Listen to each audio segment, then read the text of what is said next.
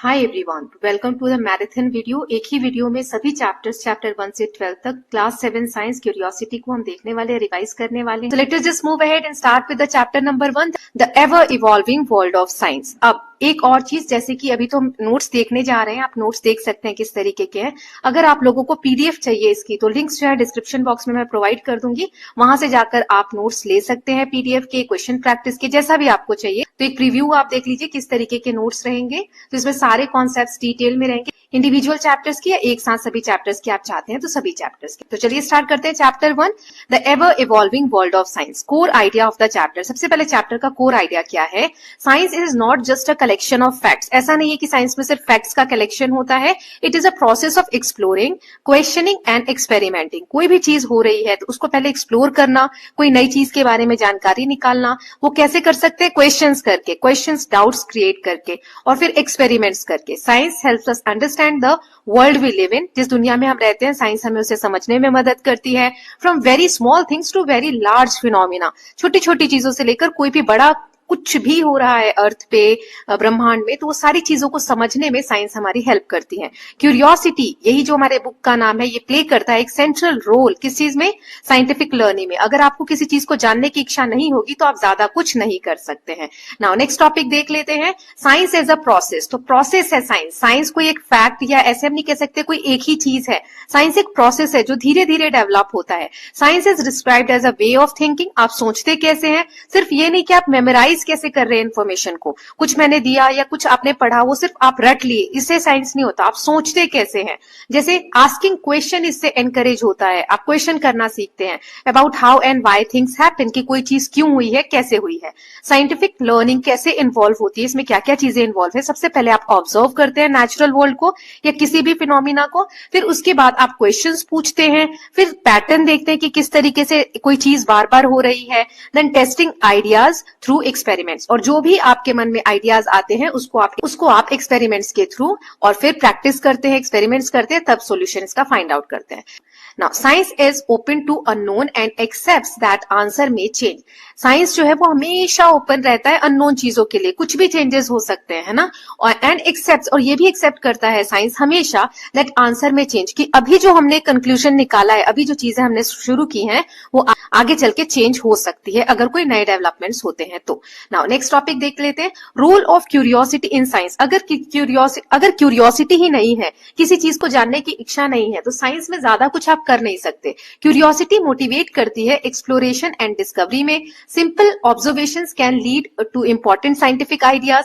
Learning becomes meaningful when science leads the way. मतलब meaningful होता है, ऐसा नहीं आप कुछ रट रहे हैं तो इतना मजा नहीं आता हमें पढ़ने में या कोई चीज को जानने में, लेकिन जब उसको आप अच्छे से समझ रहे हैं, पता चल रहा है कि आखिर कोई चीज क्यों हो रही है, तो ये फिर आसान हो जाता है। Scientist begin their work by wondering about everyday thing. रोजमर्रा की लाइफ में क्या हो रहा है, वहां से साइंटिस्ट अपने काम की शुरुआत करते हैं, बिल्कुल बेस से। फिर साइंस इज एवर इवॉल्विंग। जैसे अभी मैंने कहा, साइंस में चेंजेस की गुंजाइश रहती है। ऐसा नहीं कोई चीज एक हमने बता दी वो ऐसी कैसी रहेगी, हो सकता है आगे कुछ उसमें चेंजेस हो। तो साइंटिफिक नॉलेज जो है वो कीप्स चेंजिंग ओवर टाइम, समय के साथ बदलती रहती है। न्यू डिस्कवरीज कैन इंप्रूव और replace earlier ideas. Science grows as human. जैसे ह्यूमन बीइंग डेवलप होते हैं, ग्रो होते हैं धीरे धीरे, वैसे ही साइंस भी ग्रो होती है। बेटर ऑब्जर्वेशंस होते हैं, टूल्स इंप्रूव होते हैं, क्वेश्चंस और अलग अलग तरीके के आते हैं। जैसे एक क्वेश्चन का आंसर मिल गया तो फिर हम दूसरा क्वेश्चन सर्च करते हैं। Science is an on going journey, ये चलती रहती है, ऐसा नहीं है कि कभी फिनिश नहीं हो सकता ये सब्जेक्ट, इसमें कुछ ना कुछ डेवलपमेंट्स होते रहते हैं। देन नेक्स्ट है, साइंस कवर्स एवरीथिंग। साइंस में सब कुछ आ जाती है, वेरी स्मॉल थिंग्स, जैसे कि हमारी जो बॉडी है एक छोटे से सेल से मिलकर बनी है, वहां से लेकर जो एक सेल होता है इनसाइड द लीव्स, वहां से लेकर वेरी लार्ज थिंग। साइंस में हम सन कवर करते हैं, मून कवर करते हैं, स्टार्स कवर करते हैं, यूनिवर्स कवर करते हैं, right. So it connects different field. इसमें सभी फील्ड, सभी जो सब्जेक्ट्स हैं, सभी जो हम कह सकते हैं स्ट्रीम्स हैं, उनको ये कनेक्ट करता है। Physics, chemistry, biology, earth and space sciences, all these fields are interconnected and influence each other. ये सारे फील्ड्स क्या है? इंटरकनेक्टेड है, एक दूसरे से जुड़े हुए हैं और एक दूसरे से लिंकेजेस भी हैं। Now learning science through activities and experiment. देखो, हर सब्जेक्ट को आप पढ़कर और समझ सकते हो, लेकिन साइंस में एक्सपेरिमेंट्स होते हैं, इसीलिए आपके चैप्टर्स में बहुत सारी एक्टिविटीज दी गई होती हैं। Science learning is not limited to textbook. सिर्फ टेक्स्ट बुक से आप पढ़कर नहीं साइंस समझ सकते, सकते। एक्टिविटीज और एक्सपेरिमेंट जो होते हैं वो हेल्प करते हैं स्टूडेंट को कि साइंस डायरेक्टली आप एक्सपीरियंस करें, understand concepts better and develop scientific thinking. Experiments में sometimes lead to new questions and instead of final answer. Experiments में आपके मन में नए नए क्वेश्चंस भी आ सकते हैं, अरे ये ऐसा क्यों हुआ, वो ऐसा क्यों हुआ, फिर उसका आंसर आप सर्च करेंगे, राइट। नाउ नेक्स्ट देखते हैं science and responsibility. Science is not only about discovery, ये सिर्फ डिस्कवरी करना नहीं है, हमारी रिस्पॉन्सिबिलिटी भी है। ह्यूमन एक्टिविटीज हमारे नेचर को इफेक्ट करती है, सोसाइटी को इफेक्ट करती है। हम जैसे पोल्यूशन क्रिएट कर रहे हैं तो नेचर को तो भी इससे हार्म हो रहा है। Science helps us understand environmental challenges, हमारे एनवायरमेंट में क्या क्या प्रॉब्लम्स है, क्या क्या चैलेंजेस हो रही हैं ड्यू टू मेनी रीजंस, चाहे वो ह्यूमन बेस्ड हो चाहे किसी भी कारण से हो रहा हो, तो उसे समझने में साइंस हेल्प करती है। Scientific knowledge can be use to create a more sustainable world. Sustainable मतलब लंबा चलने वाला, अच्छे से चलने वाला एक वर्ल्ड हम क्रिएट कर सकते हैं अगर हमारे पास साइंटिफिक नॉलेज है तो। Then science, time and observation. Humans have always observed nature to understand time and motion. Human ने हमेशा से नेचर को ऑब्जर्व किया है, टाइम को समझा है, मोशंस को समझा है। Early humans used shadow of objects to measure time. पहले परछाइयों को देखकर टाइम को समझा जाता था, अच्छा परछाई इतनी बड़ी है तो ये टाइम हो रहा होगा, इस तरफ है तो इतना टाइम हो रहा होगा, right.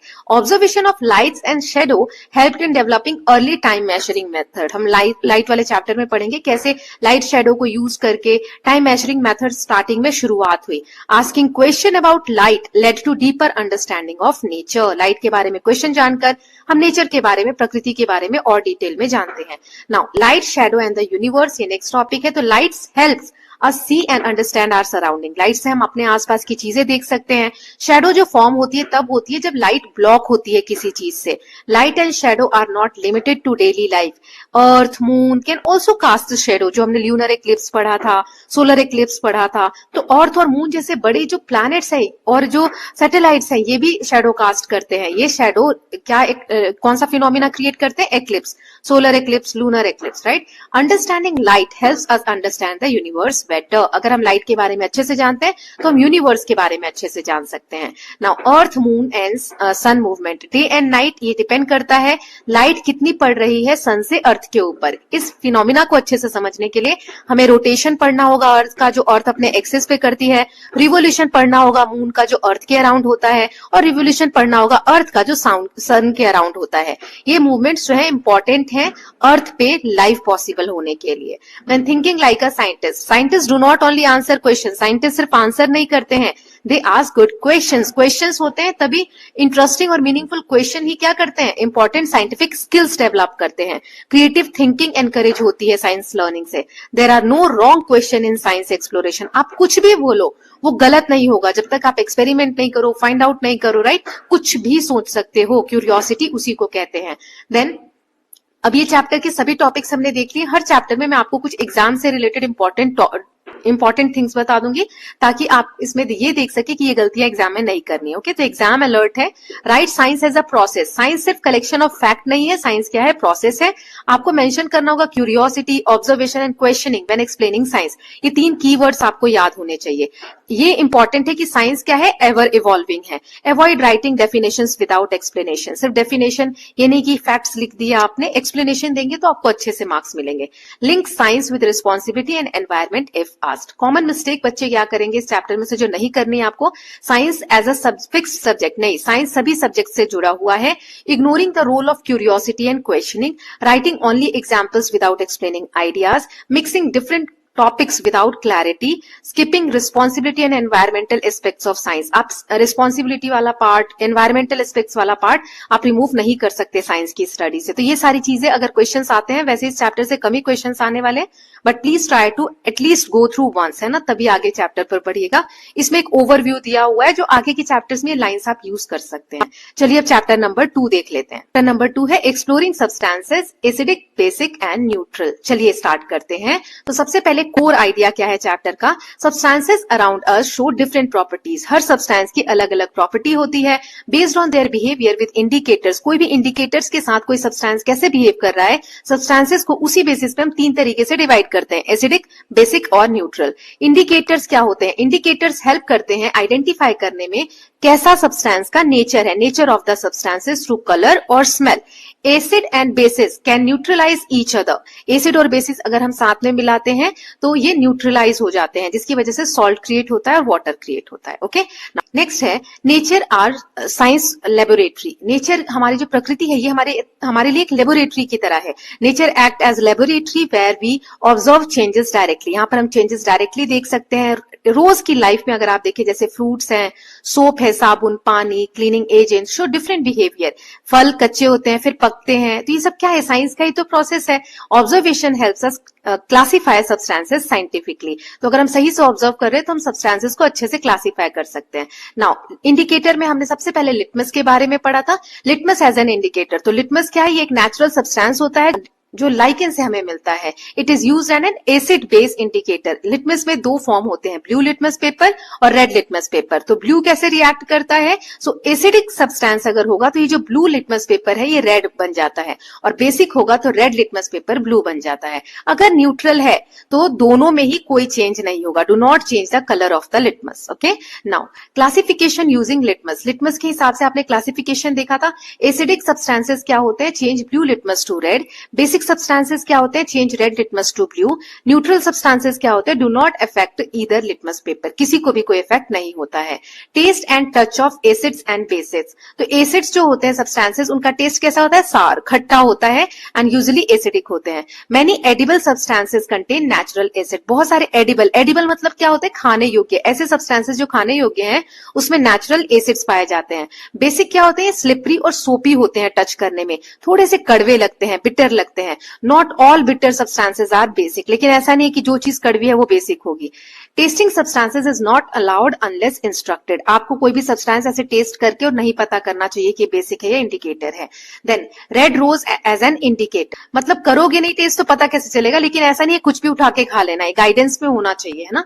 Then preparation of red rose as an indicator. Red rose भी हम इंडिकेटर की तरह यूज कर सकते हैं। इसमें क्या करना होता है, कैसे प्रिपरेशन होती है, extract is prepared by crushing red rose petal in hot water।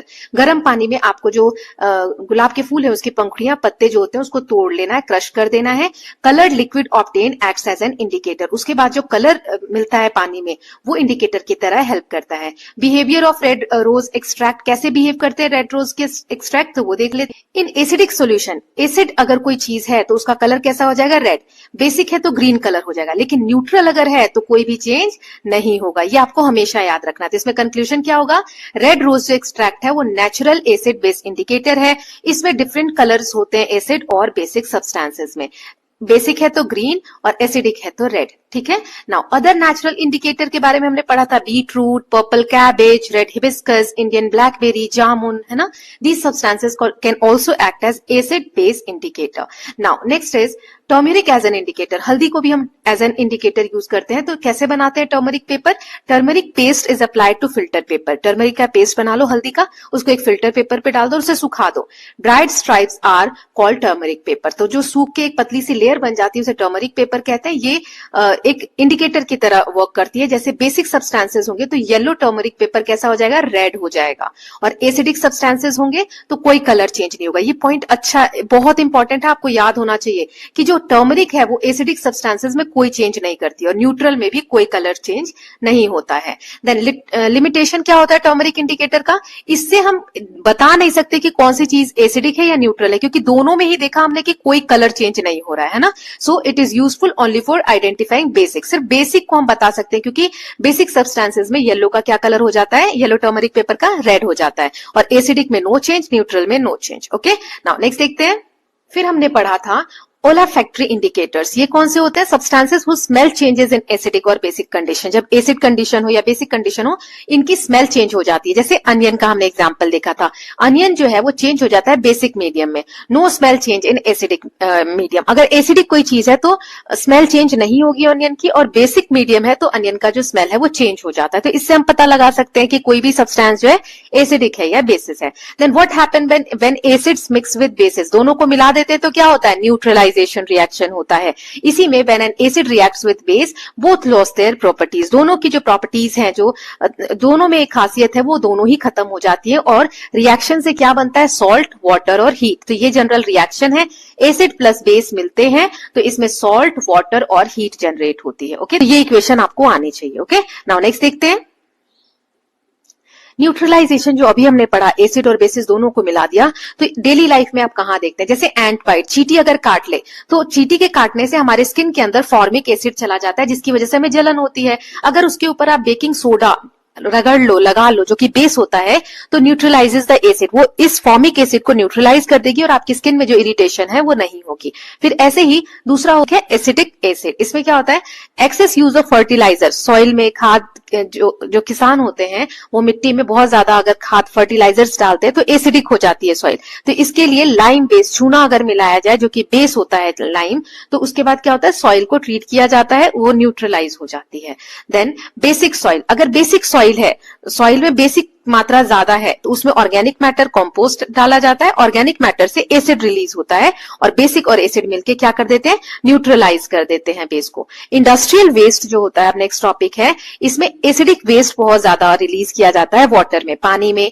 जो इंडस्ट्री से कचरा है, गंदा पानी है, वो बहकर जाता है, उसमें एसिड बहुत मात्रा में होता है, जिसकी वजह से एक्वेटिक लाइफ, एक्वेटिक मतलब होता है समुद्री, जो पानी के अंदर के जो जीव जंतु है उनके बारे में बात हो रही है, उनको बहुत हार्म होता है। सो इसीलिए जो एसिड वेस्ट इंडस्ट्री छोड़ रही है उसको ट्रीट करना चाहिए, उसमें बेसिक के साथ ट्रीट करके न्यूट्रलाइज करना चाहिए, तब जाके डिस्पोज करना चाहिए। ओके, नाउ नेक्स्ट देखते हैं। पूरे चैप्टर की एक नटशेल समरी छोटी सी मैं बता देती हूँ। Substances are classified as acid, basic and neutral. Indicators help करते हैं आइडेंटिफाई करने में nature of substances, litmus, then turmeric, flower extracts are indicators. Acid जो है टर्न होता है ब्लू लिटमस पेपर में, और बेसिस जो है टर्न होता है रेड लिटमस पेपर में। देन एसिडिक और बेस दोनों को साथ में मिलाते हैं तो न्यूट्रलाइज हो जाता है, इसमें सॉल्ट, वाटर और हीट जनरेट होती है। ओके, नाउ अब एग्जाम अलर्ट देख लेते हैं कि ऑलवेज कलर चेंज जो है इंडिकेटर का वो आपको याद रहना चाहिए, इससे क्वेश्चंस आते हैं। एसिडिक, बेसिक और न्यूट्रल क्लियरली ये कॉन्सेप्ट आपको आने चाहिए। करेक्ट टर्म जैसे इंडिकेटर, न्यूट्रलाइजेशन, ये टर्म्स की स्पेलिंग और जो मीनिंग है वो अच्छे से पता होना चाहिए। न्यूट्रलाइजेशन का रिएक्शन जो होता है वो वर्ड्स आपको अच्छे से आने चाहिए। देन डेली लाइफ एप्लीकेशन भी आपको पता होना चाहिए जो मैंने बताए हैं। कॉमन मिस्टेक क्या होता है, टर्मरिक का भूल जाते हैं कि एसिडिक को डिटेक्ट करता है, टर्मरिक जो है एसिड को डिटेक्ट नहीं करता है। Mixing up colour changes of litmus, then ये भूल जाते हैं कि ब्लू क्या कलर देता है, रेड लिटमस क्या कलर देता है, ये ध्यान होना चाहिए।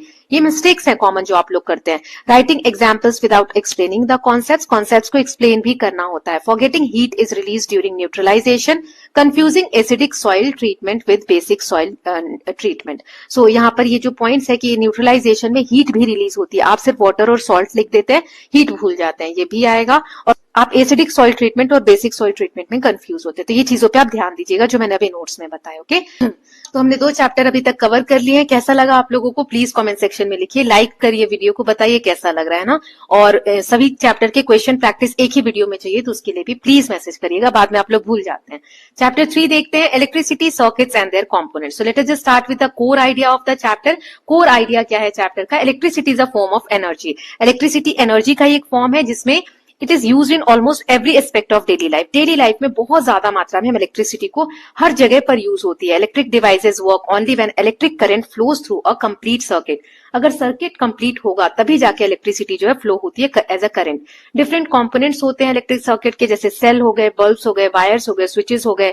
These work together to form a electrical circuit. Some materials allow electric current to pass through them while others do not. कुछ चीजें इलेक्ट्रिसिटी को अपने में से पास होने देती हैं, जिसे हम कंडक्टर कहते हैं, और जो नहीं होने देती उन्हें हम इंसुलेटर कहते हैं। इसके बारे में आगे हम जानेंगे। चलिए एक एक टॉपिक देखते हैं, यूजेस ऑफ इलेक्ट्रिसिटी। तो इलेक्ट्रिसिटी किस किस एरिया में यूज होती है लाइफ के, लाइटनिंग के लिए, जैसे घरों में, स्ट्रीट्स में, ऑफिसेस, फैक्ट्रीज, इन सब में हम लाइट्स जलाने के लिए इलेक्ट्रिसिटी का यूज करते हैं। कुकिंग में जैसे इलेक्ट्रिक केटल हो गया, मिक्सर हो गया, देन माइक्रोवेव हो गए, ओवन हो गए। एंटरटेनमेंट में टेलीविजन, रेडियो, ये सब चीजें किससे चलती हैं, इलेक्ट्रिसिटी से ही। Communication, mobile phone, internet. Transportation में train, lift, escalators. Then heating और कूलिंग में fan, heater, geyser, refrigerator. Other क्या यूजेस है, जैसे वाटर पंप चलाना, क्रेन, कंप्यूटर, ये सारी चीजें इलेक्ट्रिसिटी से चलती हैं। तो इसमें हम ग्रुप्स करके इसको आसानी से समझ सके, इसलिए आप ग्रुपिंग इस तरीके से कर सकते हैं, आपको आ सकता है क्वेश्चन। नाउ सबसे पहले आपके चैप्टर में दिया हुआ है टॉर्च लाइट के ऊपर कॉन्सेप्ट दिया हुआ है। टॉर्च लाइट एक कॉमन डिवाइस है जो इलेक्ट्रिसिटी यूज करती है। इसमें इलेक्ट्रिक सेल्स होते हैं और एक बल्ब होता है एलईडी और एक स्विच होता है। टॉर्च का जो लैंप है वो ग्लो होता है only in one position of the switch. अगर दूसरी पोजीशन में हो तो बंद हो जाता है। इस ऑब्जर्वेशन से क्या आइडिया होता है कि electricity needs a proper path to flow. अगर वो पाथ रुक गया तो इलेक्ट्रिसिटी फ्लो होना बंद हो जाएगी, है ना। तो ऐसा नहीं आप कैसे भी स्विच को रखोगे और टॉर्च आपकी जलेगी। नाउ नेक्स्ट है safety with electricity, electricity dangerous हो सकती है, इसे केयरफुली हैंडल करना चाहिए। एक्सपेरिमेंट्स कभी भी can never be done using household power supply, only cells और बैटरीज जो होती है, सेल बैटरीज वगैरह होती है, उसी को यूज करके कोई भी एक्सपेरिमेंट आपको करना चाहिए। Even portable generators can be dangerous. Now एक सिंपल इलेक्ट्रिक सर्किट जो होगा, to understand how a torch work, इसमें इसके जो कंपोनेंट होते हैं वो आपको दिए हुए थे चैप्टर में, जो भी टॉर्च के अंदर कंपोनेंट्स है इलेक्ट्रिकल सर्किट के, तो एक एक करके सभी कंपोनेंट्स के बारे में पढ़ेंगे। पहला क्या था? Electric cell. So electric cell एक portable source of electrical energy है। इसके दो टर्मिनल होते हैं, पॉजिटिव टर्मिनल जिसमें मेटल कैप आप देखते हैं, और एक नेगेटिव टर्मिनल होता है जो फ्लैट मेटल डिस्क होता है। Electric current flows from positive to negative terminal through a circuit, positive से नेगेटिव की तरफ इलेक्ट्रिक करंट जो है फ्लो होता है। देन नेक्स्ट है, तो बैटरी क्या है? ये भी सेल से ही बनी है। A battery is a combination of two or more electric cell, दो या दो से ज्यादा इलेक्ट्रिक सेल जब हम यूज करते हैं, उसको कंबाइन करते हैं एक प्रॉपर फॉर्मेट में, तो उसे हम बैटरी क्रिएट करते हैं। कैसे कनेक्ट करना होता है सेल को? कि पॉजिटिव टर्मिनल एक सेल का कनेक्ट हो नेगेटिव टर्मिनल दूसरे के, ठीक है।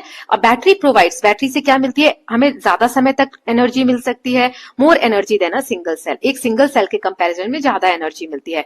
Even a single cell is sometimes called a battery, single cell को भी कभी कभी हम बोलते हैं, जैसे बोलते हैं ना कि घड़ी में बैटरी खत्म हो गई है, सेल खत्म हो गया है, तो कभी कभी सेल बैटरी हम ऐसे भी यूज कर लेते हैं। लेकिन अब आपको क्लियर होगा कि बैटरी किसे कहते हैं, जब दो या दो से ज्यादा सेल को हम कनेक्ट करते हैं। नाउ इलेक्ट्रिक लैंप के बारे में पढ़ते हैं, तो इसे इनकैंडेसेंट लैंप भी कहते हैं। इसमें थिन वायर होती है जिसे फिलामेंट कहा जाता है। व्हेन इलेक्ट्रिक करंट फ्लो, जब इलेक्ट्रिक करंट फ्लो होती है तो फिलामेंट गर्म हो जाती है, जिसकी वजह से ग्लो करती है और लाइट इसमें प्रोड्यूस होती है। लैंप के दो टर्मिनल होते हैं, एक जो मेटल टिप से कनेक्ट होता है और एक मेटल केस से, जो फ्लैट सरफेस होता है, उससे कनेक्ट होता है। अगर फिलामेंट टूट जाए तो लैंप को हम क्या बोलते हैं? बल्ब को, कि फ्यूज हो गया है और उसके बाद उसमें ग्लो नहीं आता है। एलईडी लैंप के बारे में पढ़ते हैं। एलईडी की फुल फॉर्म होती है light emitting diode. LED do not have a filament, LED में फिलामेंट नहीं होता है, इसके दो टर्मिनल होते हैं। जो लॉन्गर वायर है वो पॉजिटिव टर्मिनल होती है और जो शॉर्टर वायर है वो नेगेटिव टर्मिनल होती है। LED glows only when connected in the correct direction, LED जब सही से कनेक्ट करोगे तभी वो ग्लो करती है। Electric current can pass through LED in one direction, ये बहुत इंपॉर्टेंट पॉइंट्स है, इनसे एमसीक्यूज बनते हैं, ऐसे क्वेश्चंस बनते हैं कि एलईडी में सिर्फ और सिर्फ एक ही डायरेक्शन में इलेक्ट्रिसिटी पास होती है।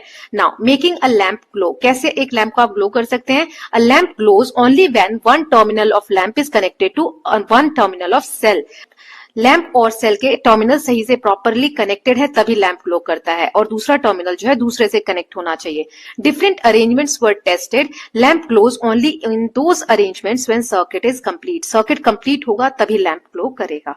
देन नेक्स्ट था इलेक्ट्रिक सर्किट, ये जो अभी तक हम पढ़ रहे हैं। इलेक्ट्रिक सर्किट क्या है? कंप्लीट पाथ होता है इलेक्ट्रिक करंट का। The lamp glows only when current flows through the circuit, direction of current is taken as from positive terminal to negative terminal of the cell.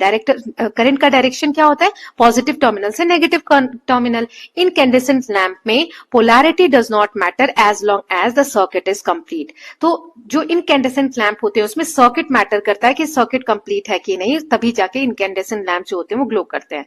Then electric switch, तो a switch is a device use to complete a circuit, मतलब अगर आप उसे switch on position में रख रहे हैं तो सर्किट जो कंप्लीट होता है, और अगर ऑफ में रख रहे हैं तो सर्किट ब्रेक होता है। अगर स्विच ऑन है तो सर्किट क्या होगा? क्लोज रहेगा, करंट फ्लो होगा और लैंप जो है वो ग्लो करेगा। अगर स्विच ऑफ है तो सर्किट ओपन रहेगा, करंट जो है फ्लो नहीं होगा, लैंप ग्लो नहीं करेगा। तो a switch can be placed anywhere in a circuit, आप कहीं भी प्लेस कर सकते हैं।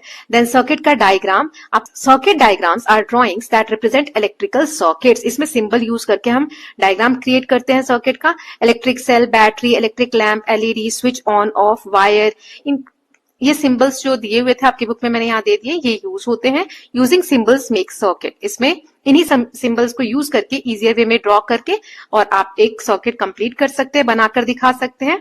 Then these symbols are standardise internationally, ये सारे सिंबल्स जो हैं इंटरनेशनली यही यूज होते हैं, अलग अलग नहीं होते हैं। ओके, नाउ नेक्स्ट देख लेते हैं इलेक्ट्रिकल कंडक्टर्स एंड इंसुलेटर्स। मैंने स्टार्टिंग में आपको बताया कुछ चीजें इलेक्ट्रिसिटी पास होने देते हैं, उन्हें हम कंडक्टर कहते हैं। Materials through which electric current can flow easily, और metals are good conductors. Copper is commonly use for making wires. Insulators जो इलेक्ट्रिसिटी के करंट को फ्लो नहीं होने देते, जैसे plastic, rubber, wood and glass.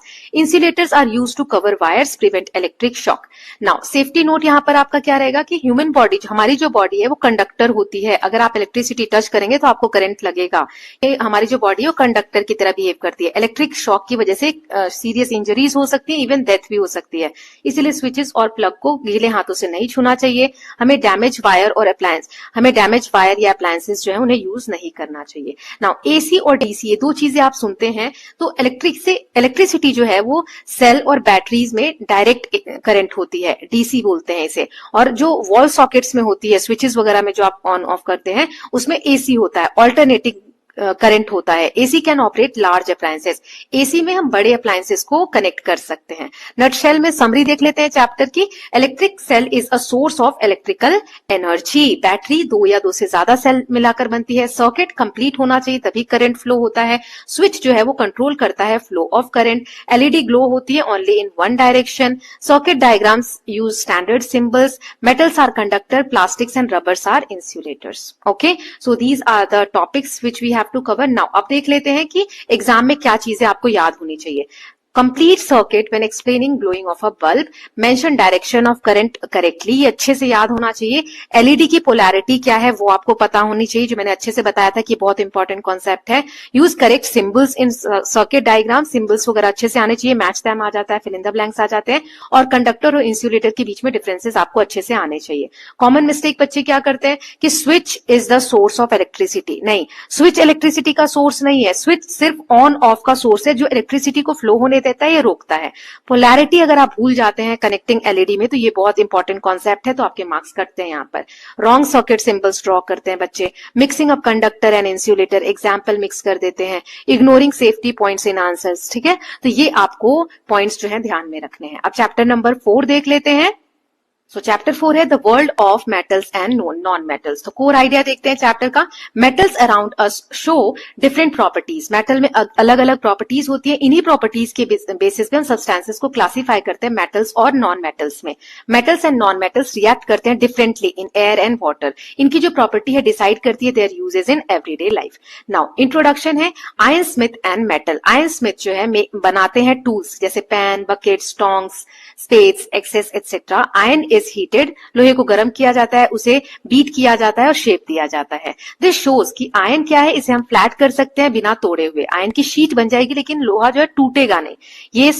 ये हेल्प करता है to study the properties of metal. Metal की क्या क्या प्रॉपर्टीज होती है उसके बारे में। तो सबसे पहले यहाँ पे हम पढ़ेंगे पहली प्रॉपर्टी अपीयरेंस, लस्टर, मतलब इसमें चमक होती है, शाइनी आपको देखने में लगेंगे मेटल, जैसे आयरन है, कॉपर है, एल्यूमिनियम है।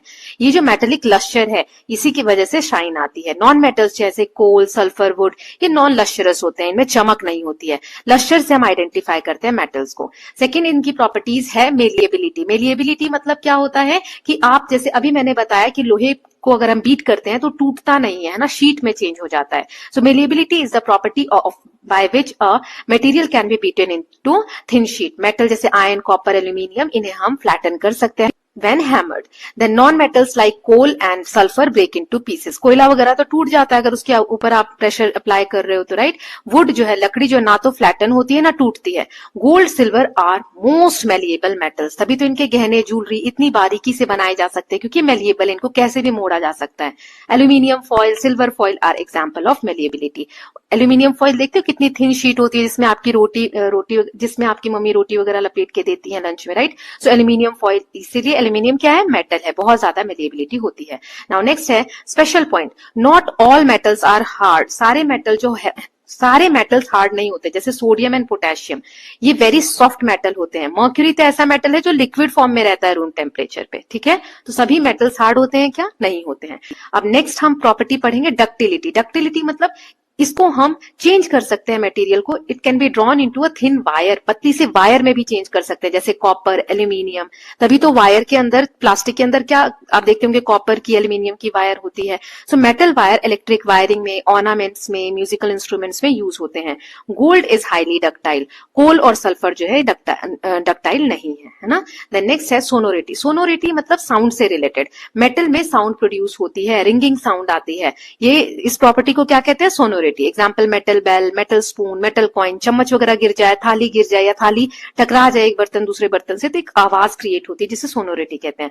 तो non metals like coal wood produces dull sound, इसमें डल साउंड आता है, बहुत धीमा, है ना। स्कूल की जो बेल है, घुंघरू जो होते हैं, इसमें सोनोरिटी हमें देखने को मिलती है मेटल्स की।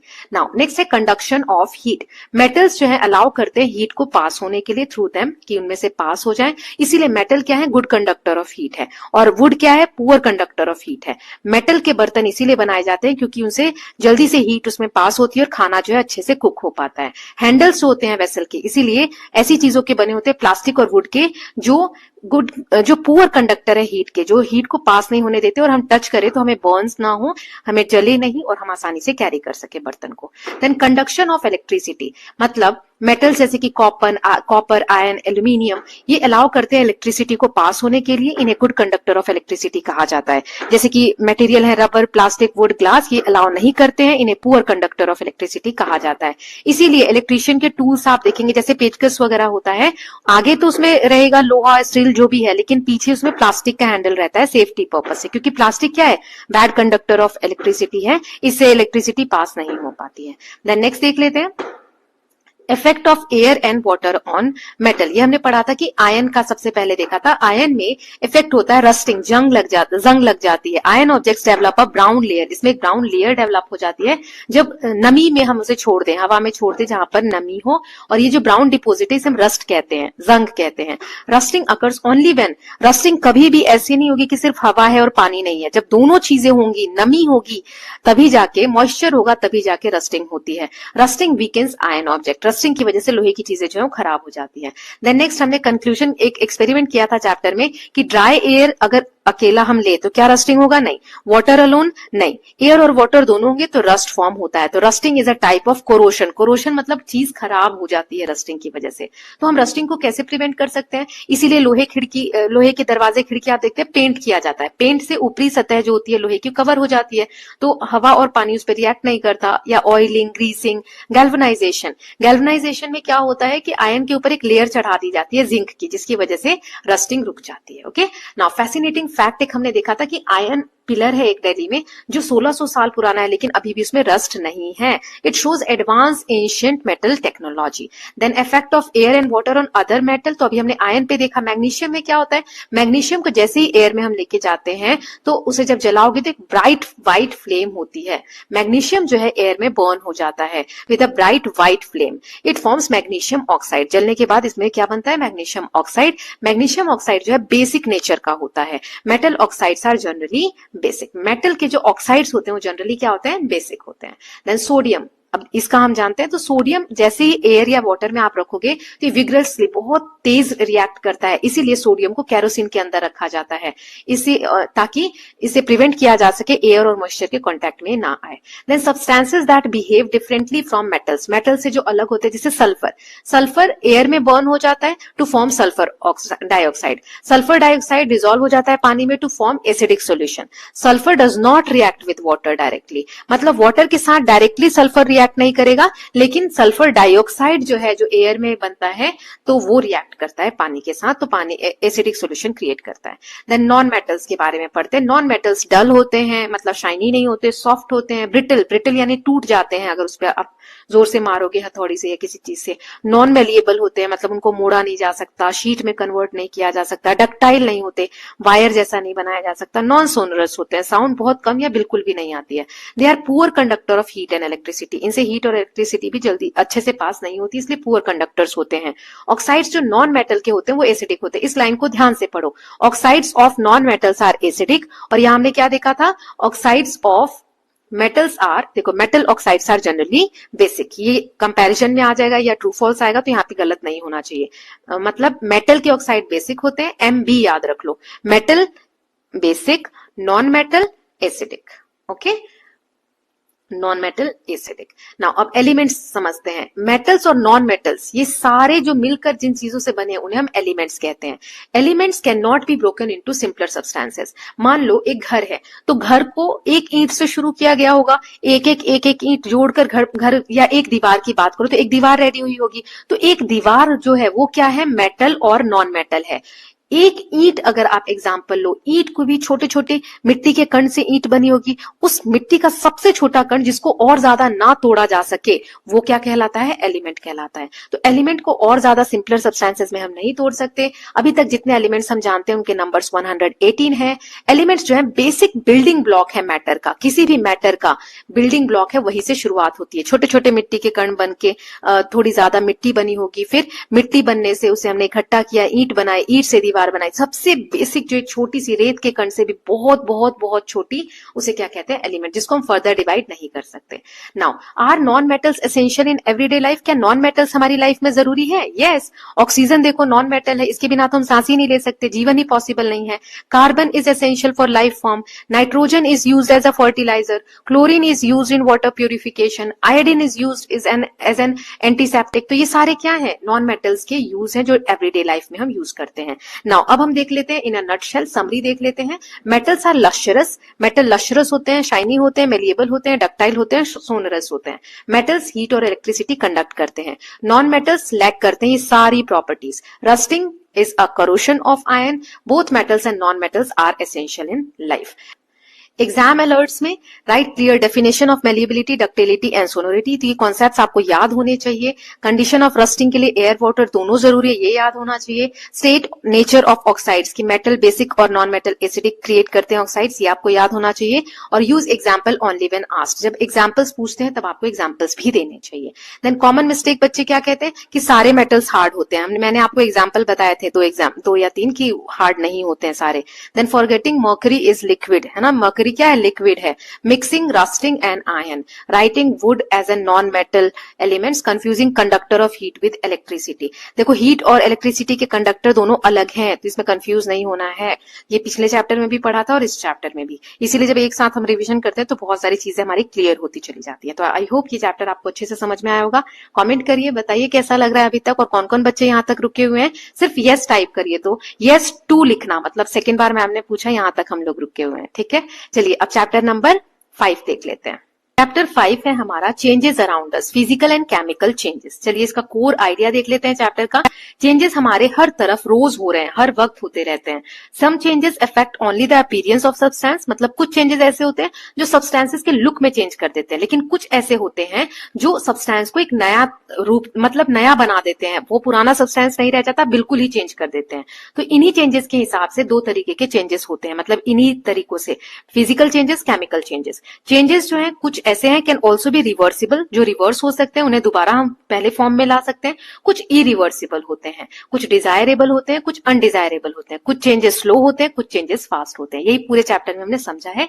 तो चलिए स्टार्ट करते हैं और देखते हैं चैप्टर को। सो इसका इंट्रोडक्शन है चेंजेस अराउंड अस। क्या क्या चेंजेस हमने पढ़े थे? सो एग्जाम्पल, डेली लाइफ में आइस मेल्ट हो रही है, वाटर में कन्वर्ट हो रही है। कोल्ड वाटर फिर से नॉर्मल हो रही है बॉटल में। फिर बर्ड टर्निंग इनटू फ्लावर, छोटी सी एक फूल की कोपल है वो फूल में चेंज हो जाती है। बनाना जो उसपे ब्राउन स्पॉट्स डेवलप होने लग जाते हैं, उसमें से स्मेल आने लग जाती है। These observation shows that changes be in size, shape, state, smell, colour और नेचर ऑफ सब्सटेंसेस। तो चेंजेस किसी भी तरीके के हो सकते हैं, साइज में, शेप में, स्टेट ऑफ मैटर में, देन स्मेल में, कलर में और नेचर ऑफ सब्सटेंसेस में। ओके, नाउ नेक्स्ट देख लेते हैं। We observe changes using our senses. हमारे सेंसेस हमें हेल्प करते हैं चेंजेस, जैसे कुछ साइज बढ़ रहा है किसी चीज का या कुछ हो रहा है तो हम साइट देख कर बताते हैं। जो टेस्ट है वो चेंज हो रहा है, स्मेल से पता करते हैं, टच से पता करते हैं, टेस्ट से पता करते हैं, हियर करके, सुन के पता करते हैं। तो ये सारे सेंसेस जो हमारे हैं ये हेल्प करते हैं चीजों को या चेंजेस को ऑब्जर्व करने में। नाउ फर्स्ट है सब्सटेंसेस में change in appearance but remain the same. मतलब नाउ अब हम उन चेंजेस के बारे में पढ़ रहे हैं जिसमें सब्सटेंसेस जो है सेम रहते हैं, बस उनका लुक चेंज हो जाता है, उसे हम फिजिकल चेंज कहते हैं। Changes in which no new substance form. तो फिजिकल चेंजेस कौन से हैं? जिसमें कोई नया सब्सटेंस फॉर्म नहीं होता है, सिर्फ उसका शेप बदल जाता है, साइज बदल जाता है, स्टेट बदल जाता है और चेंज हो जाता है ना। देन एक्टिविटीज एक्सप्लेन, इसमें हमने देखी थी, एक पेपर को आप फोल्ड करो, अब पेपर को फिर से ओपन करो, है ना, तो क्या होगा? पेपर सेम बन जाएगा। बलून को आप फुलाओ और फिर छोड़ दो तो रबर जो है वो सेम रहेगी। क्रशिंग चौक, चौक को आप क्रश कर दो, चौक पाउडर स्टिल चौक, चौक ही रहेगा ना वो, उसको आप फिर से बना सकते हो सेम वैसा। Change of state of water, ice, बर्फ को आप पिघला दो, पानी बन जाएगा, पानी से भाप बना दो, भाप को फिर ठंडा कर दो, पानी बन जाएगा। तो इसमें सिर्फ फिजिकल चेंज हो रहे हैं, हम दोबारा से कन्वर्ट कर पा रहे हैं, है ना। तो फिजिकल चेंज क्या हो गया? जिसमें कोई नया सब्सटेंस नहीं बन रहा है। नाउ अब कुछ सब्सटेंसेस ऐसे होते हैं, ऐसे चेंज होते हैं जिनमें अपीयरेंस ही नहीं बल्कि वो पूरे ही चेंज हो जाते हैं, उन्हें हम कहते हैं केमिकल चेंजेस। केमिकल चेंजेस कौन से हैं? A changes in which a new substances are form, जो नए सब्सटेंसेस फॉर्म कर रहे हैं जैसे केमिकल रिएक्शन के थ्रू। लाइम वाटर का एक्सपेरिमेंट हमने देखा था, blowing air into tap water, no change. अगर आप नॉर्मल पानी में फूकोगे, हवा स्ट्रॉ के थ्रू फूकोगे तो उसमें कोई चेंज नहीं होता, लेकिन चूने के पानी में तो मिल्की बन जाता है। तो एक नया जो सब्सटेंस बन रहा है, व्हाइट व्हाइट सा झाग दिखता है आपको, वो कैल्शियम कार्बोनेट होता है। This proves a chemical change has occurred, कि अब इसमें केमिकल चेंज हो गया है। फिर हमने विनेगर और बेकिंग सोडा का एक्सपेरिमेंट देखा था, फिजिंग जो बबल्स जैसा प्रोड्यूस होता है, इसमें से गैस रिलीज हो रही है, गैस रिलीज टर्न होने लगती है, लाइम वाटर जो है वो मिल्की हमें दिखने लगता है। गैस जो है वो कार्बन डाइऑक्साइड होती है, हमने आइडेंटिफाई किया था। न्यू सब्सटेंसेस जो फॉर्म होते हैं वो केमिकल चेंज की वजह से फॉर्म होते हैं, केमिकल चेंज में ही नए सब्सटेंसेस फॉर्म होते हैं। Okay, now some other process involving chemical change, जैसे रस्टिंग, हमने देखा था लोहे पे जंग लगती है, इसमें क्या हो रहा है? आयन ऑक्साइड में चेंज हो रहा है, तो ये केमिकल चेंज है। क्या आप जो जंग है उसको दोबारा से अच्छा लोहा बना सकते हो? नहीं बना सकते हो। जंग लगने के लिए दो चीजें चाहिए, एयर और वाटर, यानी एयर और मॉइस्चर दोनों होने चाहिए। ओके, नाउ नेक्स्ट है कंबशन। कंबशन मतलब जलने से रिलेटेड, तो burning of magnesium ribbon, magnesium का हमने पिछले चैप्टर में भी देखा था कि मैग्नीशियम रिबन को जब हम बर्न करते हैं तो मैग्नीशियम ऑक्साइड बनता है, इसमें हीट और लाइट प्रोड्यूस होती है। Combustion is a chemical reaction involving oxygen. इसमें कंबशन कब होगी, कोई भी चीज कब जलेगी, ज्वलनशीलता जो होती है कब होती है? जब ऑक्सीजन का प्रेजेंस हो। सो डेफिनेशन अगर आप कंबशन की लिखने को आती है, a reaction in which a substance reacts with oxygen और प्रोड्यूस करे हीट और लाइट, तो उसे कहते हैं कंबशन। ओके, नाउ क्या क्या कंडीशन रिक्वायर है कंबशन के लिए? हमने यहाँ पे फायर ट्रायंगल देखा था, जैसे फ्यूल, सबसे पहले कंबस्टिबल सब्सटेंस होना चाहिए, है ना, कि जिसे जलाना है, ऑक्सीजन प्रेजेंट होना चाहिए, और heat, ignition temperature. Ignition temperature क्या था? वो टेम्परेचर जिसपे कोई भी चीज जलना स्टार्ट कर देती है ना, तो हीट का होना चाहिए। ये तीन चीजें होनी चाहिए कंबशन के प्रोसेस को शुरू होने के लिए। इग्निशन टेम्परेचर यहां मैंने समझा दिया है, लोवेस्ट टेम्परेचर, वो टेम्परेचर जहां पे कोई भी गीली चीज है, कोई कैसी भी चीज है, जिस पॉइंट पे वो जलना स्टार्ट कर दे, इतनी गर्म हो जाए कि वो जलना स्टार्ट कर रही है, तो वो लोएस्ट टेम्परेचर जहां पे कोई चीज जलने लगे, कैचेस फायर, उसे हम कहते हैं ignition temperature. Paper burns faster with a matchstick than sunlight because it reaches ignition temperature quickly, है ना। तो ये चीजें हमने चैप्टर में देखी थी। Then can physical and chemical changes occur together, क्या फिजिकल और केमिकल चेंजेस दोनों साथ साथ हो सकती है? यस, हमने देखा था बर्निंग ऑफ कैंडल, जैसे कैंडल अगर जल रही तो उसमें फिजिकल चेंज क्या है? मेल्टिंग ऑफ वैक्स, जो मोम है मोमबत्ती में वो पिघल रही है, तो फिजिकल चेंज हो रहा है। अगर वो फिर जम जाएगी तो फिर से वैसी वैक्स बन जाएगी। लेकिन जो भाप बन रही है, जो मोमबत्ती जो जलती जा रही है, तो खत्म होके कहाँ गई? खत्म तो हो गई ना, तो भाप के फॉर्म में उड़ जाती है, इवेपोरेशन हो जाता है, तो ये भी हमने देखा। और सॉलिडिफिकेशन ऑफ वैक्स, जो लिक्विड वैक्स है वो फिर से छोड़ दो थोड़ी देर तो सॉलिड हो जाता है, तो ये सारे क्या है? फिजिकल चेंजेस है, इसे हम दोबारा से कन्वर्ट कर सकते हैं। केमिकल चेंज में क्या हो गया? बर्निंग ऑफ वैक्स वेपर, अब वैक्स जो है वो जल के भाप बन गई, तो उसे हम कन्वर्ट नहीं कर सकते। Candle burning involves both physical and chemical changes, तो इसमें दोनों चीजें होती हैं। ओके, नाउ क्या चेंजेस परमानेंट होते हैं? तो कुछ चेंजेस रिवर्सिबल होते हैं, जिसे दोबारा से हम ऑब्टेन बैक, दोबारा से ला सकते हैं, जैसे आइस का फ्रीज करना, आइस को मेल्ट करना, evaporation and condensation of water, मतलब पानी को भाप बनाना, भाप से फिर पानी बनाना, तो ये होता है, ये रिवर्सिबल चेंज हो गए। कुछ चेंजेस होते हैं इरिवर्सिबल होते हैं, which can not be obtain back, जिनको हम दोबारा ऑब्टेन नहीं कर सकते। एग्जाम्पल, मेकिंग पॉपकॉर्न, पॉपकॉर्न बना दिया तो उसे दोबारा से मकई का दाना तो नहीं बनेगा। सब्जी कोई ली, आलू लिया, उसको चॉप कर दिया, कट कर दिया, तो क्या फिर से हम साबुत आलू बना सकते हैं? नहीं बना सकते, है ना, तो इसे कहते हैं इरिवर्सिबल चेंज। नाउ नेक्स्ट है, आर ऑल चेंजेस डिजायरेबल, क्या सारे चेंजेस अच्छे होते हैं? तो कुछ चेंजेस डिजायरेबल होते हैं, जैसे खाना पका रहे हैं, अगर चेंजेस नहीं होते तो खाना नहीं पकता, है ना, कच्ची चीजें ही खानी पड़ती। राइपनिंग ऑफ फ्रूट्स, फल पक रहे हैं तो ये भी एक अच्छा चेंज है। सेटिंग कर्ड, दही जमना, फिर कंपोस्ट फॉर्मेशन, जो खाद वगैरह हम बनाते थे, अच्छे चेंजेस हैं। लेकिन अनडिजायरेबल क्या है? रस्टिंग ऑफ आयरन, लोहे में जंग लग रही है तो लोहा खराब हो रहा है, तो ये डिजायरेबल थोड़ी है, कोई थोड़ी चाहता है कि लोहे में जंग लगे, या खाना स्पॉइल हो जा रहा है, या पोल्यूशन हो रहा है फ्यूल से, पेंट से, तो सम चेंजेस में be undesirable in one situation but useful in another situation. Okay, so ये दो टाइप्स हो गए। Then some changes are slow and some changes are fast, जैसे weathering of rock, rock breaks due to temperature changes, water freezing in cracks and tree roots. तो weathering, पत्थर का जो टूटना है एकदम से नहीं होता है ना, बहुत धीरे धीरे होता है। फिजिकल चेंजेस होते हैं, केमिकल चेंजेस होते हैं, जिसकी वजह से सॉइल बनती है। पत्थर जब छोटे छोटे बहुत छोटे टुकड़ों में टूटता है तो उसे सॉइल फॉर्मेशन कहते हैं। उसी से जाकर मिट्टी बनती है पत्थरों के टूटने से। तो एक दिन का प्रोसेस नहीं है, इसमें बहुत साल लग जाते हैं। देन इरोजन, इरोजन क्या है? Wearing away the movement of rock and soil by wind and flowing water. अब पत्थर एक जगह छोटे छोटे कंकड़ में टूट गए, मान लो बड़े जो रॉक थे, अब उनको जब पानी और हवा अपने साथ बहा कर ले जाती है तो उसे इरोजन कहते हैं। ये फिजिकल चेंज है, ये थाउजेंड ऑफ ईयर्स में होता है और इसे रिवर्स नहीं किया जा सकता जल्दी से। नट शेल में अगर इस चैप्टर की समरी देखें तो फिजिकल चेंज में कोई नया सब्सटेंस नहीं बनता, केमिकल चेंज में नए सब्सटेंसेस बनते हैं। कंबशन के लिए हीट और लाइट, कंबशन हीट और लाइट प्रोड्यूस करती है। इग्निशन टेम्परेचर जरूरी होता है कंबशन के लिए। इग्निशन टेम्परेचर क्या होता है? The lowest temperature at which the substances catches fire. Changes can be reversible and irreversible, some changes are desirable, some are not. Weathering and erosion ये हेल्प करते हैं अर्थ के सरफेस को शेप देने में। ओके, नाउ एग्जाम के लिए कुछ चीजें, जैसे न्यू सब्सटेंसेस किसमें फॉर्म होते हैं ये आपको याद होने चाहिए। मेंशन एग्जांपल्स, एग्जांपल्स वगैरह याद होने चाहिए। तीनों कंडीशन जो है कंबशन की और जो ट्राइंगल था वो याद होना चाहिए। डायग्राम आना चाहिए बनाने। कैंडल बर्निंग बोथ फिजिकल और केमिकल इसमें होता है, ये याद होना चाहिए। इग्निशन टेम्परेचर, कंबशन, वेदरिंग, ये जो कॉन्सेप्ट्स हैं, जो टर्म्स है, ये अच्छे से समझ में आने चाहिए आपको। कॉमन मिस्टेक बच्चे क्या करते हैं कि मेल्टिंग को सिर्फ केमिकल चेंज बोलते हैं। मेल्टिंग केमिकल चेंज नहीं है। Forgetting carbon dioxide test, lime water वाला टेस्ट भूल जाते हैं। Writing rusting as physical change, missing reasons in reversible, irreversible answer, mixing erosion and weathering definition. Erosion और वेदरिंग सेम चीजें नहीं होती हैं, तो इनको मिक्स नहीं करना है। वेदरिंग मतलब टूटना, एरोशन मतलब उस जगह से दूसरी जगह वो जो टूटे हुए सब्सटेंसेस हैं, जो कंकड़ पत्थर हैं या जो मिट्टी है, उसको बहा कर ले जाना। Okay, so with this we are done with this chapter. Now chapter 6 है हमारा growing with age, the teenage years. चलिए स्टार्ट करते हैं। सबसे पहले इस चैप्टर में हमने पढ़ा था मीनिंग ऑफ एडोलेसेंस। एडोलेसेंस मतलब वो स्टेज होती है of development between childhood and adulthood, मतलब बचपन से जब आप थोड़े से बड़े हो रहे होते हैं, एडल्टहुड में जा रहे होते हैं, उस फेज को हम कहते हैं adolescence. It begins around the age of 10 and may continue till 19. During this stage, growth becomes faster and more noticeable. 10 से 19 साल के बीच में ये वाला फेज रहता है हमारा। इस स्टेज में हमारी जो ग्रोथ है बॉडी की, वो बहुत फास्ट होती है और नोटिसेबल होती है।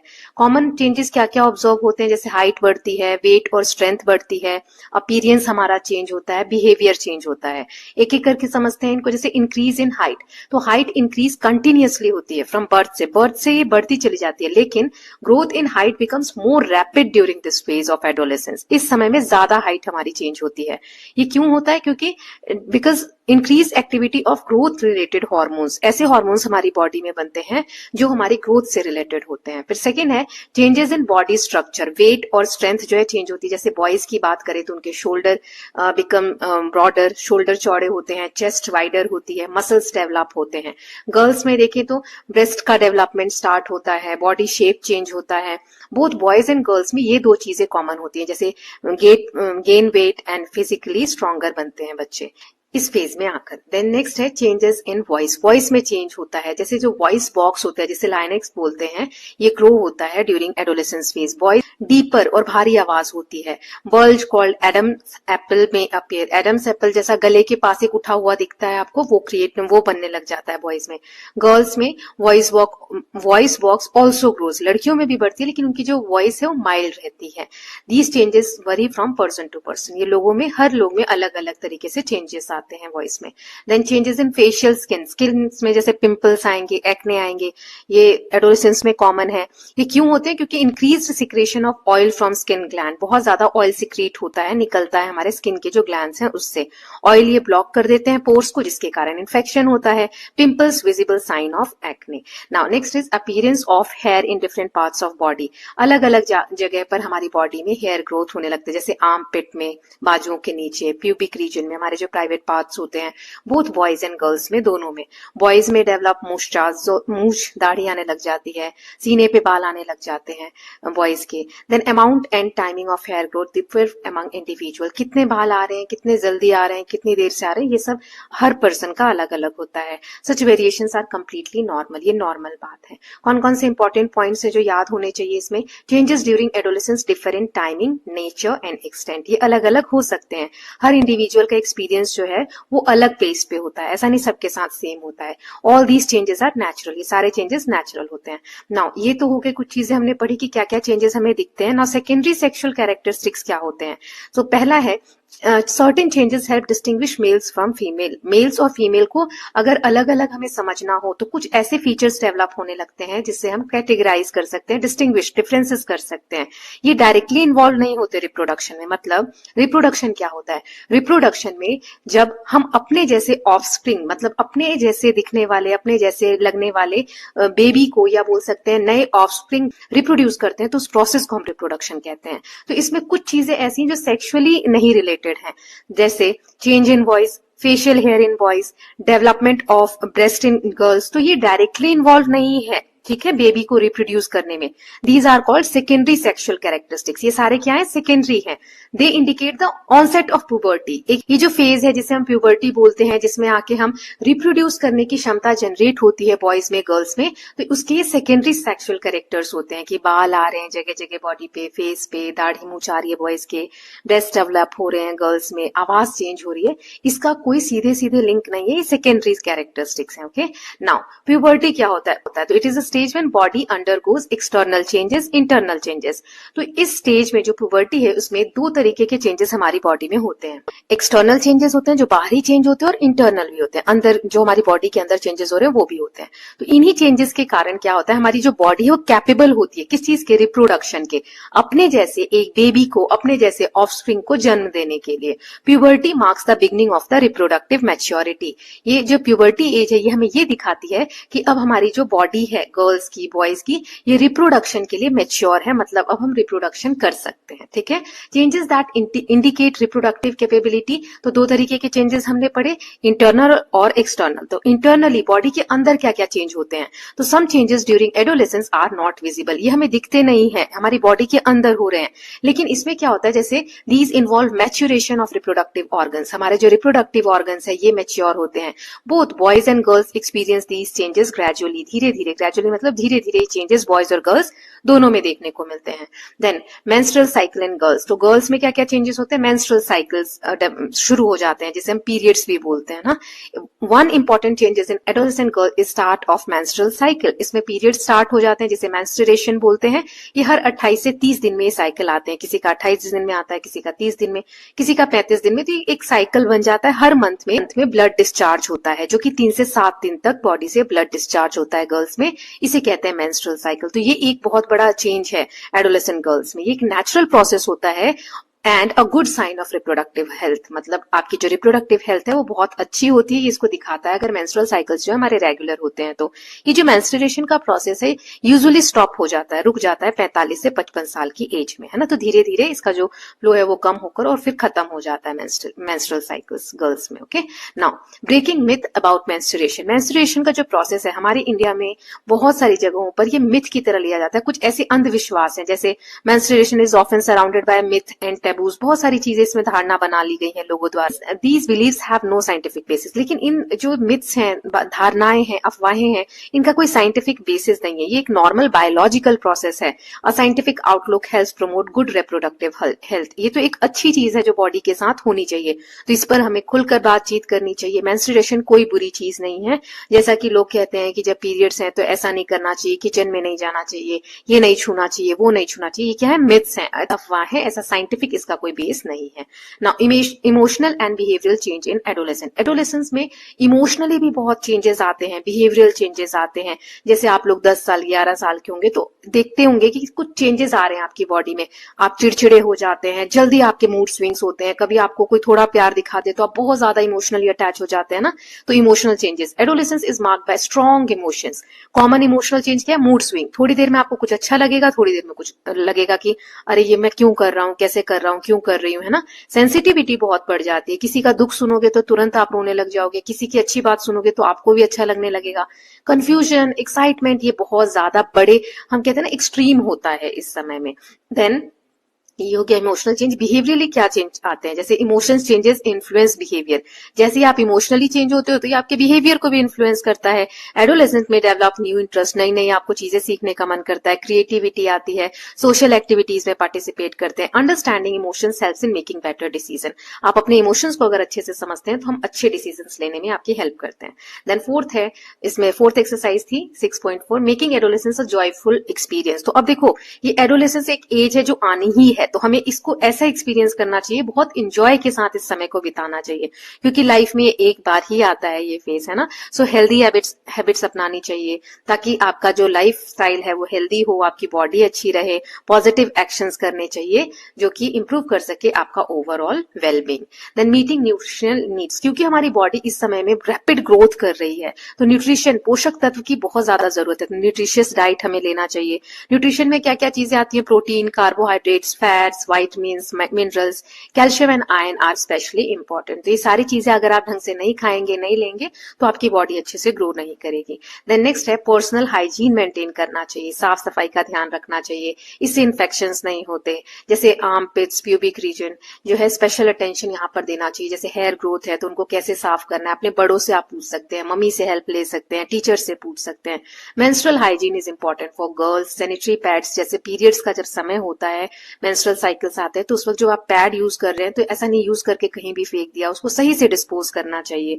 बायोडिग्रेडेबल सैनिटरी पैड्स जो होते हैं वो एनवायरमेंट फ्रेंडली होते हैं। बायोडिग्रेडेबल मतलब अगर आप उनको फेंक रहे हैं एनवायरमेंट में कहीं पर, तो खुद से ही खराब हो जाएंगे। मतलब एनवायरमेंट में वो ऐसा नहीं है कि प्लास्टिक की तरह नहीं कि वो खराब नहीं होंगे, गलेंगे नहीं, वो खुद से ही एनवायरमेंट फ्रेंडली होते हैं, गल जाते हैं, वो एनवायरमेंट के लिए हार्मफुल नहीं होते हैं।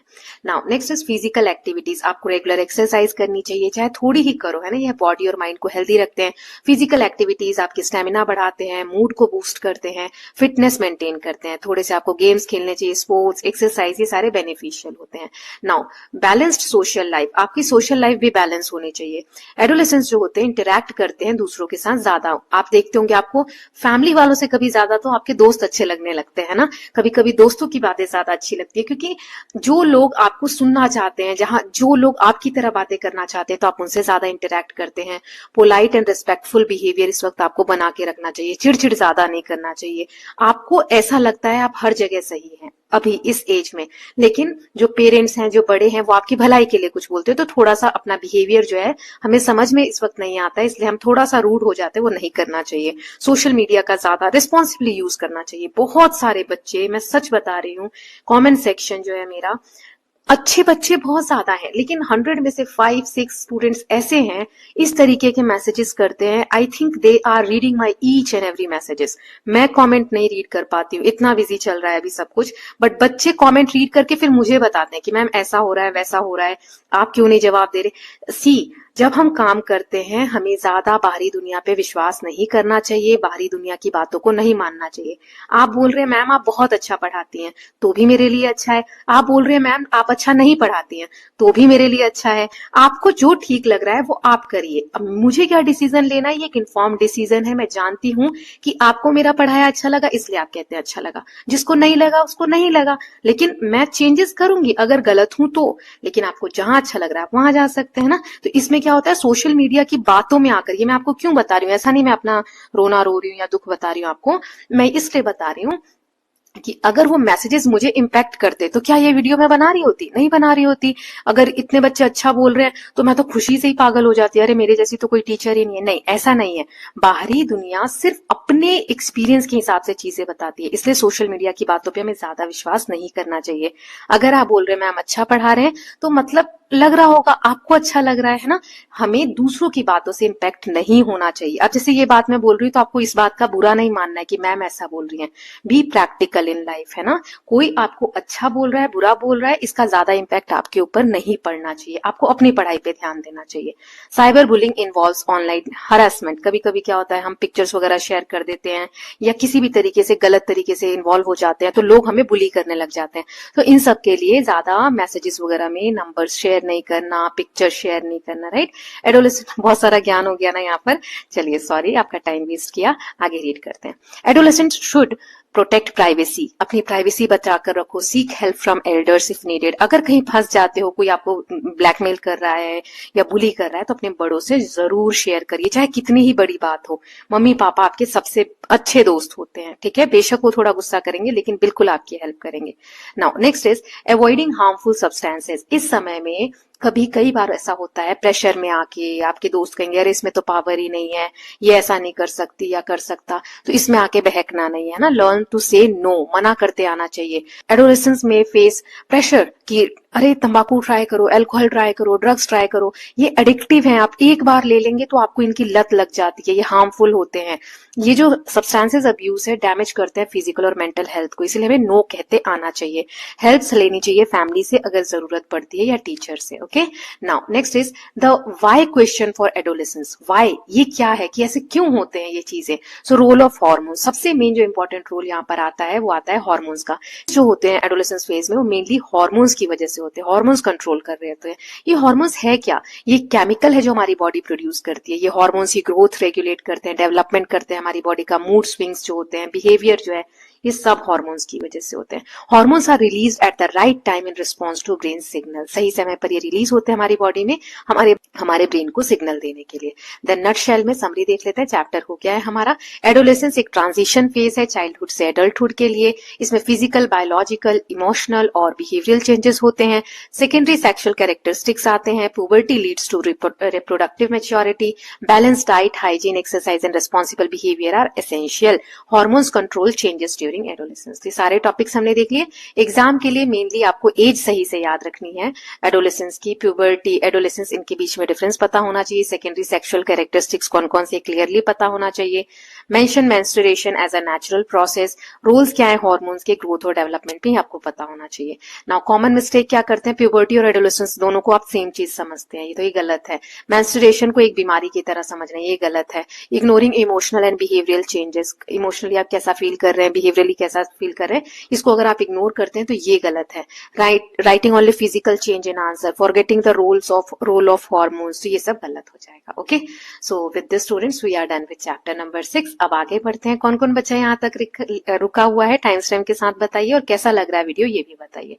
चलिए नेक्स्ट चैप्टर देखते हैं। तो चैप्टर नंबर 7 है हमारा हीट ट्रांसफर इन नेचर। तो कोर्स आइडिया क्या था इस चैप्टर का, heat moves from hotter object to colder object. Heat जो है ट्रांसफर होती है एक जगह से दूसरी जगह, जो गर्म जगह है वहां से ठंडी जगह।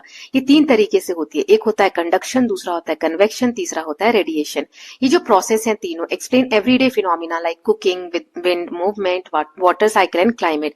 ये सारी चीजें, खाना बना रहे हैं, विंड मूवमेंट हो रही है, हवा चल रही है, वाटर साइकिल जो है, ये इन्हीं 3 चीजों की वजह से होता है। So understanding heat transfer helps us design houses, clothing and conserve resources like water. तो इनके बारे में अगर हम अच्छे से जानते हैं तो हम हाउस कैसे डिजाइन करें, कपड़े कैसे पहने, जो वाटर जैसे रिसोर्सेज हैं यूजफुल उनको कैसे कंजर्व करें, सेव करें, इसमें हेल्प मिलती है। चलिए स्टार्ट करते हैं चैप्टर को। तो सबसे पहला टॉपिक है introduction. Why are some places hot and other cold. कुछ प्लेसेस बहुत गर्म होते हैं, कुछ ठंडे होते हैं, ऐसा क्यों होता है। Sun is the main source of heat for the earth. Sun जो है, सूरज जो है, अर्थ के लिए एक मेन सोर्स है हीट का, गर्मी का। प्लेसेस जो इक्वेटर के पास है वहां पे ज्यादा हीट आती है, गर्म रहता है। कोस्टल रीजन जो समुद्र के किनारे, वहां ह्यूमिडिटी ज्यादा होती है। Nearby water bodies. Metals are used for cooking utensils. Metal के जो यूटेंसिल्स होते हैं, बर्तन होते हैं, वो खाना बनाने के लिए यूज करते हैं, क्योंकि मेटल जो है वो हीट को अच्छे से ट्रांसफर करता है। सो कंडक्शन, अब सबसे पहले 3 हमने पढ़े ना, कंडक्शन, कन्वेक्शन, ये वाला ये जो मैंने दिखाया था, और रेडिएशन, इनके बारे में जान रहे हैं। तो पहला है कंडक्शन। कंडक्शन क्या होता है, it is a process of heat transfer from hotter part of an object to colder part. मतलब गर्म जगह से ठंडे जगह पर हीट कैसे ट्रांसफर हो रही है उसे कंडक्शन कहते हैं। Heat is transfer from one particle to the next. एक पार्टिकल से दूसरे पार्टिकल में ये हीट ट्रांसफर हो रही है। पार्टिकल्स इसमें मूव नहीं हो रहे हैं अपनी पोजीशन से, बस टकराहट के कारण वाइब्रेशन जैसा हो रहा है। ठीक है, नाउ नेक्स्ट इज, इसमें एक्टिविटी हमने देखी थी मेटल स्ट्रिप में। Pin are attached to a metal strip using wax. One end of the strip is heated, the pin closest to the flame falls first, heat travels along the metal strip, wax melts due to heat and pin falls one by one। मतलब एक metal strip में आपने pin चिपका wax से, अब एक तरफ से मेटल स्ट्रिप को हीट करोगे तो हीट जो है ट्रांसफर होती है और जो वैक्स है वो पिघल के पिन आपके नीचे गिर जाती है। तो इस एक्टिविटी से हमने क्या कंक्लूजन निकाला था कि हीट जो है मूव होती है हॉट एंड से कोल्ड एंड की तरफ। मेटल अलाउ करते हैं हीट को इजिली पास होने में। मेटल्स क्या होते हैं, गुड कंडक्टर होते हैं हीट के, तभी तो हीट पास हुई ना मेटल में एक एंड से दूसरे एंड तक। Now good and poor conductor of heat क्या होते हैं, तो गुड कंडक्टर जो हीट को पास होने देते हैं, जैसे metals like iron, aluminium, copper. Poor conductor जो इंसुलेटर्स होते हैं, वुड, ग्लास, प्लास्टिक, एयर, है ना। मिट्टी के जो बर्तन बने होते हैं, cup, keep tea hot because they are poor conductor. इसमें चाय इसलिए गर्म रहती है क्योंकि पुअर कंडक्टर ऑफ हीट है, हीट को बाहर पास नहीं होने देते हैं, इसीलिए चाय वगैरह जो है चीनी मिट्टी के जो बर्तन होते हैं उसमें गर्म रहते हैं बहुत समय तक। Now next is woollen clothes keeps us warm. जो ठंडे कपड़े होते हैं, ऊनी कपड़े होते हैं, इसमें क्या होता है, एयर ट्रैप हो जाती है, उसके जो इन इट्स पोर्स, जो उसमें छेद होते हैं जगह जगह पर वुलन कपड़े में, उसमें एयर ट्रैप हो जाती है। एयर जो है पुअर कंडक्टर है हीट का, हीट पास नहीं होने देती हवा अपने में से आर पार, तो heat loss from our body is reduce. इसीलिए हमारी बॉडी से जो हीट लॉस होता है वो कम हो जाता है, क्योंकि स्वेटर के अंदर ट्रैप हो जाता है वुलन कपड़ों में। अगर हम 2 थिन ब्लैंकेट को, पतली पतली 2 कंबल को अगर हम ओढ़ लेते हैं तो हमें ज्यादा गर्म फील होता है as compare to 1 thick blanket. क्यों? क्योंकि 2 कंबलों के बीच में हीट जो है वो ट्रैप हो जाती है। तो ये हमने कंडक्शन के बारे में पढ़ा। अब पढ़ते हैं कन्वेक्शन। कन्वेक्शन क्या होता है? It is the process of heat transfer by actual movement of particles. Conduction में क्या हो रहा था, पार्टिकल वहीं के वहीं वाइब्रेट कर रहे थे। कन्वेक्शन में क्या हो रहा है, पार्टिकल्स वहीं पर पार्टिकल्स जो है वो मूव कर रहे हैं, ठीक है। लिक्विड और गैसेस में होता है और कंडक्शन सॉलिड में होता है। Heat particles become lighter and rise, cooler particles move down to replace, ठीक है। इस तरीके से साइकिल चलता रहता है। नाउ एक्टिविटीज में देखा था कि गर्म हवा जो है राइज करती है। Candle is placed below a paper cup, तो पेपर कप हमने देखा था कि राइज करने लग जाता है ना। हीट एयर को एक्सपैंड करती है, एयर जो है हल्की होती है गर्म हवा, और वो ऊपर की तरफ उठती है। तभी तो जो बर्निंग इंसेंस, अगरबत्ती से जो धुआं होता है वो ऊपर की तरफ उठता है ना।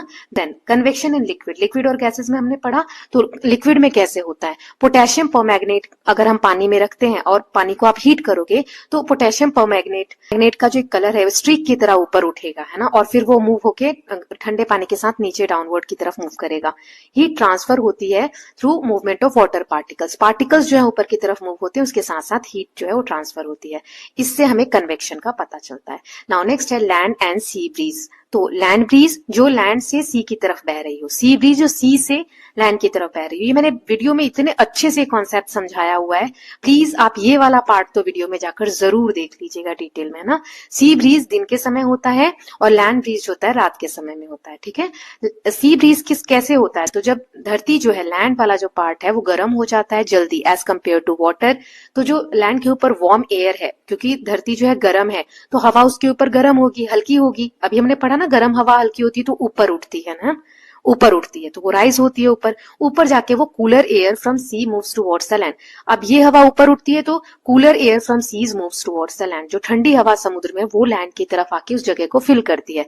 तो इसीलिए सी से लैंड की तरफ हवा जाती है, उसे सी ब्रीज कहते हैं। रात में अपोजिट होता है कि लैंड जो है, धरती जो है वो जल्दी ठंडी होती है एज कम्पेयर टू सी। तो सी के ऊपर का जो पानी है वो गर्म होता है, ऊपर उठता है, और जो नीचे स्पेस खाली होता है तो लैंड से हवा मूव होकर सी की तरफ जाती है, इसलिए उसे लैंड ब्रीज कहते हैं।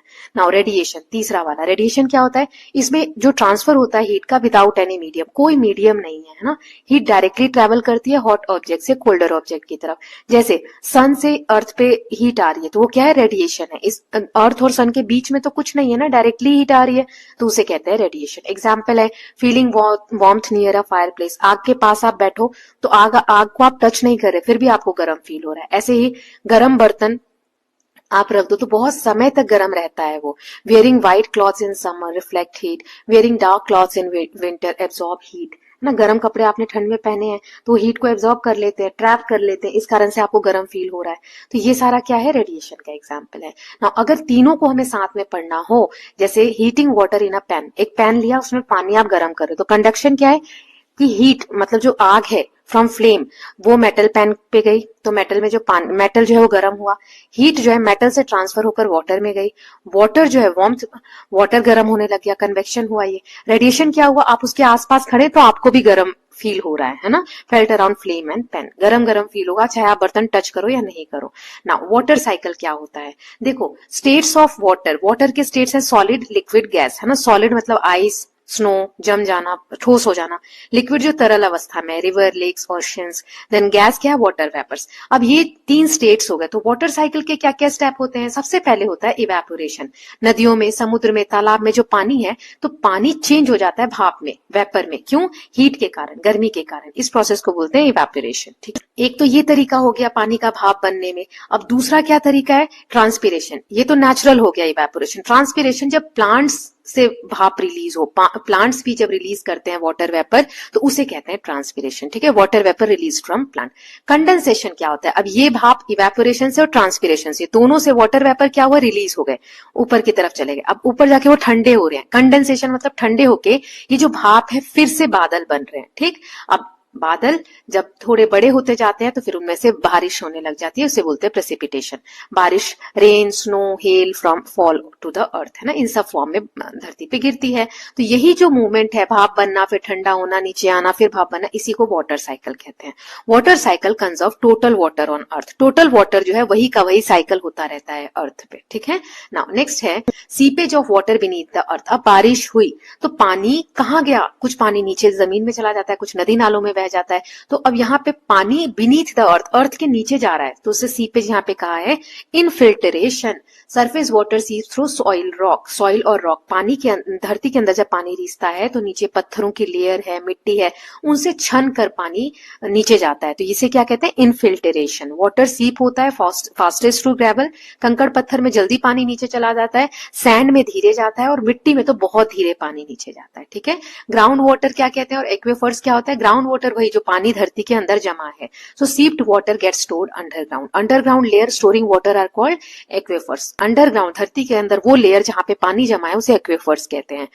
वेल्स एंड बोरवेल्स, जो कुएं वगैरह या बोरवेल करते हैं वो हम इन एक्वेफर्स तक ही जाने के लिए करते हैं, वहीं पर जाके पानी मिलता है और उसे हम ऊपर एक्सट्रैक्ट करते हैं।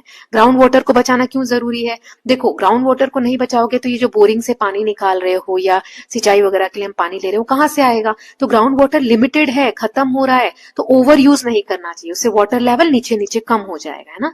Rain water harvesting keep recharge ground water, तो इसलिए बारिश का पानी है उसे हमें ग्राउंड के अंदर पहुंचाना चाहिए, ग्राउंड वाटर को रिचार्ज करना चाहिए। Science and society, ice stupas के बारे में हमने लद्दाख में एग्जाम्पल देखा था कि वहां वाटर को फ्रोजन करके रखा जाता है कोन शेप में, है ना, विंटर में। गर्मी में क्या होता है, वही बर्फ जब पिघलती जाती है और फिर फार्मिंग वगैरह के लिए पानी प्रोवाइड करती है। नटशेल में चैप्टर देख लेते हैं। कंडक्शन यानी heat transfer in solid, convection यानी heat transfer in liquid and gases, radiation कोई मीडियम की जरूरत नहीं होती। लैंड एंड सी ब्रीज क्यों होते हैं, कन्वेक्शन के कारण होते हैं। वाटर साइकिल रीडिस्ट्रीब्यूट वाटर, और ग्राउंड वाटर जो है वो स्टोर होता है एक्वेफर्स में। एग्जाम के लिए कुछ पॉइंट्स हैं कि डेफिनेशंस आपको तीनों की अच्छी होनी चाहिए। मूवमेंट ऑफ पार्टिकल्स किस में कैसा होता है वो आप देख सकते हैं कि सिर्फ कन्वेक्शन में पार्टिकल्स मूव होते हैं, कंडक्शन में नहीं होते, वो एक ही जगह वाइब्रेट करते हैं। देन रेडिएशन में तो कोई मीडियम ही नहीं होता। सी ब्रीज डे टाइम में होता है, लैंड ब्रीज नाइट टाइम में होता है। Use correct term, infiltration and then aquifers, ये सब आपको याद होने चाहिए। मिस्टेक क्या अवॉइड करने चाहिए, कंडक्शन हैपेंस इन लिक्विड, ये नहीं, कन्वेक्शन होता है लिक्विड में। राइटिंग रेडिएशन नीड्स एयर, कि रेडिएशन में एयर की नीड होती है, ये सब कुछ गलतियां हैं। सी ब्रीज लैंड ब्रीज को मिक्स कर देना कि दिन में कौन से बहते हैं रात में कौन सी बहती है, पता होना चाहिए। Forgetting air is a poor conductor, आपको लगता है कि हवा में तो आग जलती है, हवा चाहिए, लेकिन एयर जो है वो पुअर कंडक्टर होती है हीट की, ये पॉइंट आपको याद होना चाहिए। इनफिल्ट्रेशन को इवेपोरेशन के साथ नहीं मिक्स करना है, कंफ्यूज नहीं होना है। ओके, नाउ आई होप ये चैप्टर आपको क्लियर होगा। कैसा लगा यहाँ तक please let me know. Now let us just move ahead with the chapter number 8।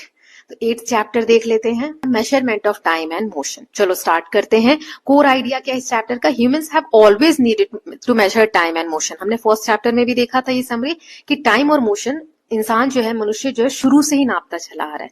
शुरू में लोग जो है ट्रैक करते थे टाइम को, बाद में लेटर में डिवाइसेस डेवलप हो गई। Motion can be compared using speed, speed किस चीज की कितनी, उससे हम बताते हैं कितना फास्ट मूव कर रहा है कितना स्लो मूव कर रहा है। स्पीड डिसाइड करती है फास्टर और स्लोअर किसी भी चीज का मूवमेंट। मोशन अगर स्ट्रेट लाइन में तो उसे यूनिफॉर्म या नॉन यूनिफॉर्म कहते हैं। कैसे होता है ये सब क्या है आगे समझते हैं। तो पहला टॉपिक हमारा introduction. Why measuring time matters, time को क्यों नापना जरूरी है। जैसे स्पोर्ट्स वगैरह में थोड़ा सा सेकंड के भी कुछ फ्रैक्शन में डिफरेंस आ जाता है कि कौन विनर बनेगा, है ना। सो इसीलिए अलग अलग टाइम मेजरिंग डिवाइस है, जैसे रिस्ट वॉच है, मोबाइल फोन है, स्टॉप वॉच है, टॉकिंग वॉच है, वॉल क्लॉक है।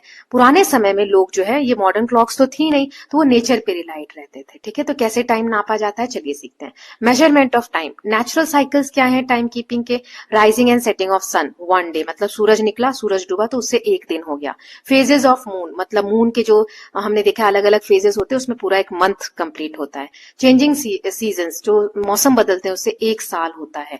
Repetition of natural events help define time interval, so ये रिपीट हो रहे हैं नेचुरल इवेंट, सीजन चेंज हो रहे हैं, गर्मी आ रही है फिर बारिश हो रही है फिर ठंड आ रही है, बसंत ऋतु आ रही है, इससे रिपीट हो रहे हैं ना, हर बार यही चीजें रिपीट रिपीट हो रही है, तो इससे हमें टाइम इंटरवल्स का पता चलता है। Now early devices for measuring time. शुरू में कैसे टाइम नापते थे, जब क्लॉक नहीं होती थी तो पीपल क्या यूज करते थे, सनडाइल। सनडाइल क्या है कि सन की शेडो कहां पर पड़ रही है, कोई एक ऐसे खंभा लगा दिया या कुछ भी एक रख दिया, अब सूरज की रोशनी आने पर किस तरफ को छाया पड़ रही है, कितनी लंबी छाया है, क्या पोजीशन है, वो टाइम बताती है।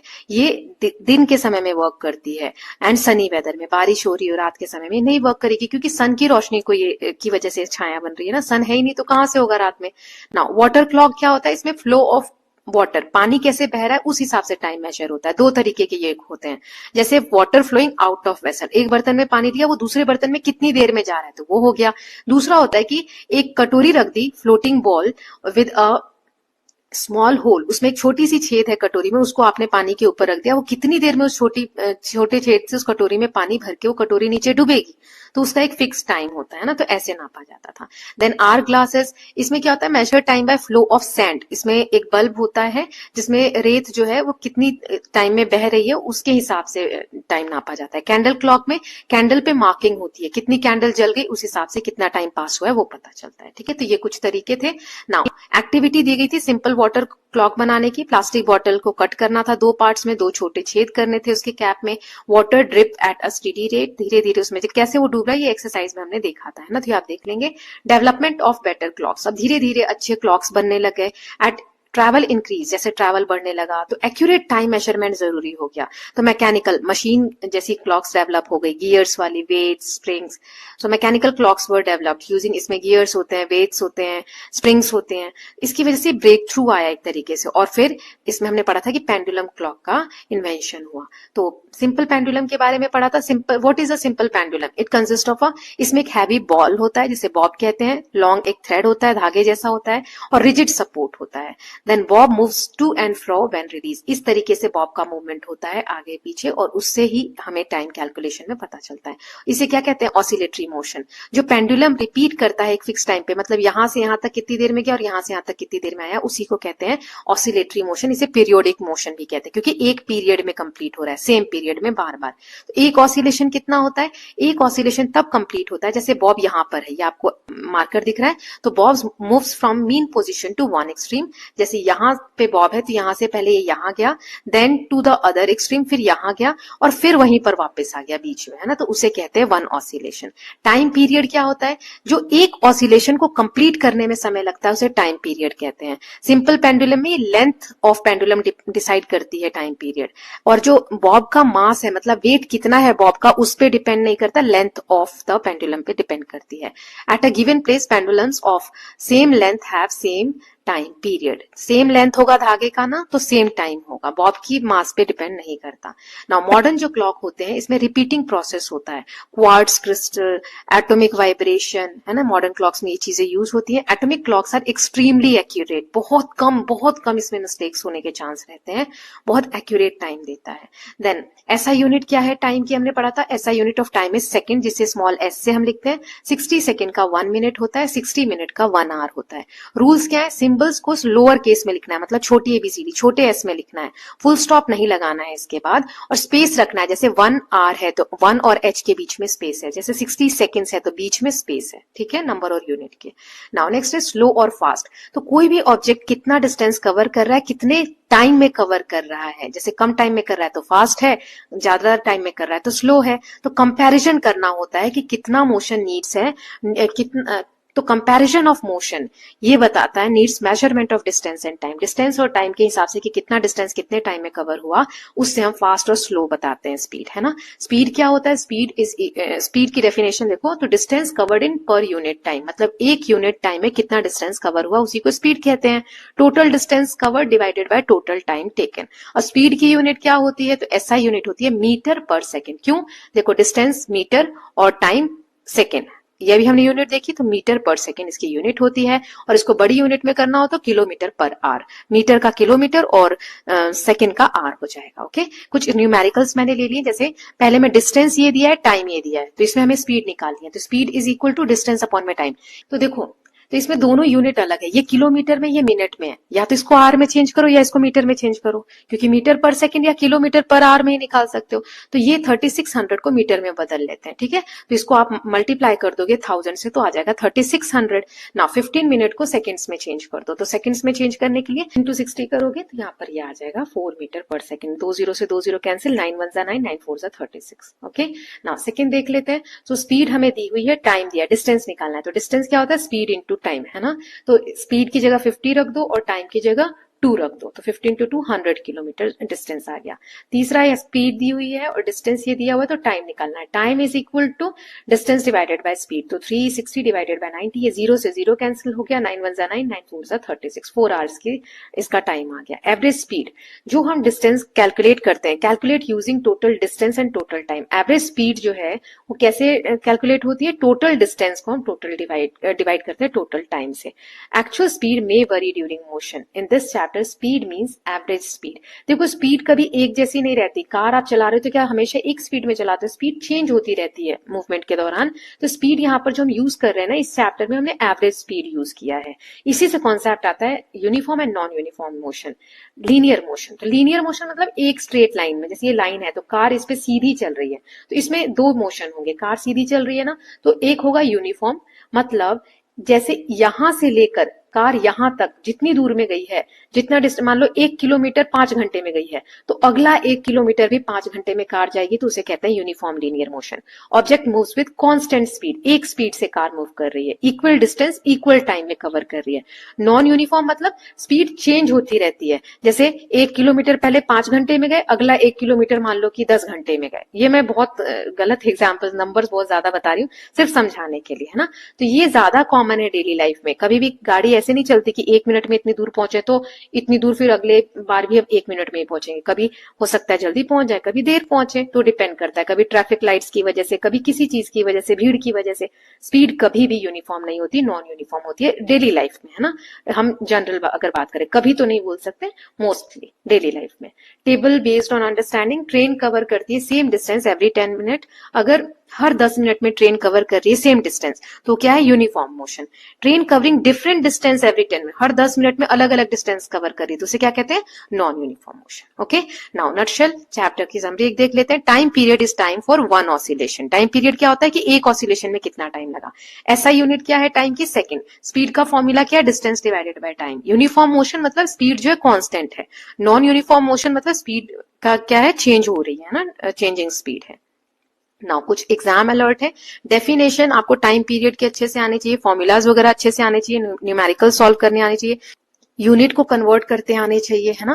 Then speed in numericals means average speed. Numerical solve करते हुए स्पीड जो है हम एवरेज स्पीड लेते हैं। कॉमन मिस्टेक बच्चे कन्वर्जन भूल जाते हैं, किलोमीटर से मीटर में कैसे करना है, मिनट से सेकंड में कैसे करना है। इसके ऊपर एक वीडियो बनाई हुई है, वो आप लोग प्लीज देखिएगा। यूनिफॉर्म और नॉन यूनिफॉर्म को बच्चे मिक्स कर देते हैं। Writing wrong unit of speed, speed की यूनिट गलत लिखते हैं। Forgetting to write formulas in answer, formula नहीं लिखते। आपको आंसर में फॉर्मूला लिख के और बॉक्स भी बनाना है। आप लोग मुझे बताइए तो मैं आंसर राइटिंग कैसे करनी है उसके ऊपर भी एक वीडियो बना दूंगी, है ना। Saying pendulum time period depends on mass, pendulum का जो टाइम पीरियड है क्या वो मास पे डिपेंड करता है, नहीं, थ्रेड पे। तो ये गलती नहीं करनी है, कॉमन मिस्टेक्स है जो आपको अवॉइड करने हैं। Okay, so with this students we are done with chapter number 8। अब चैप्टर नंबर 9 देख लेते हैं। चैप्टर नंबर 9 है हमारा लाइफ प्रोसेसेस इन एनिमल्स। चलिए इसका कोर आइडिया देखते हैं चैप्टर का।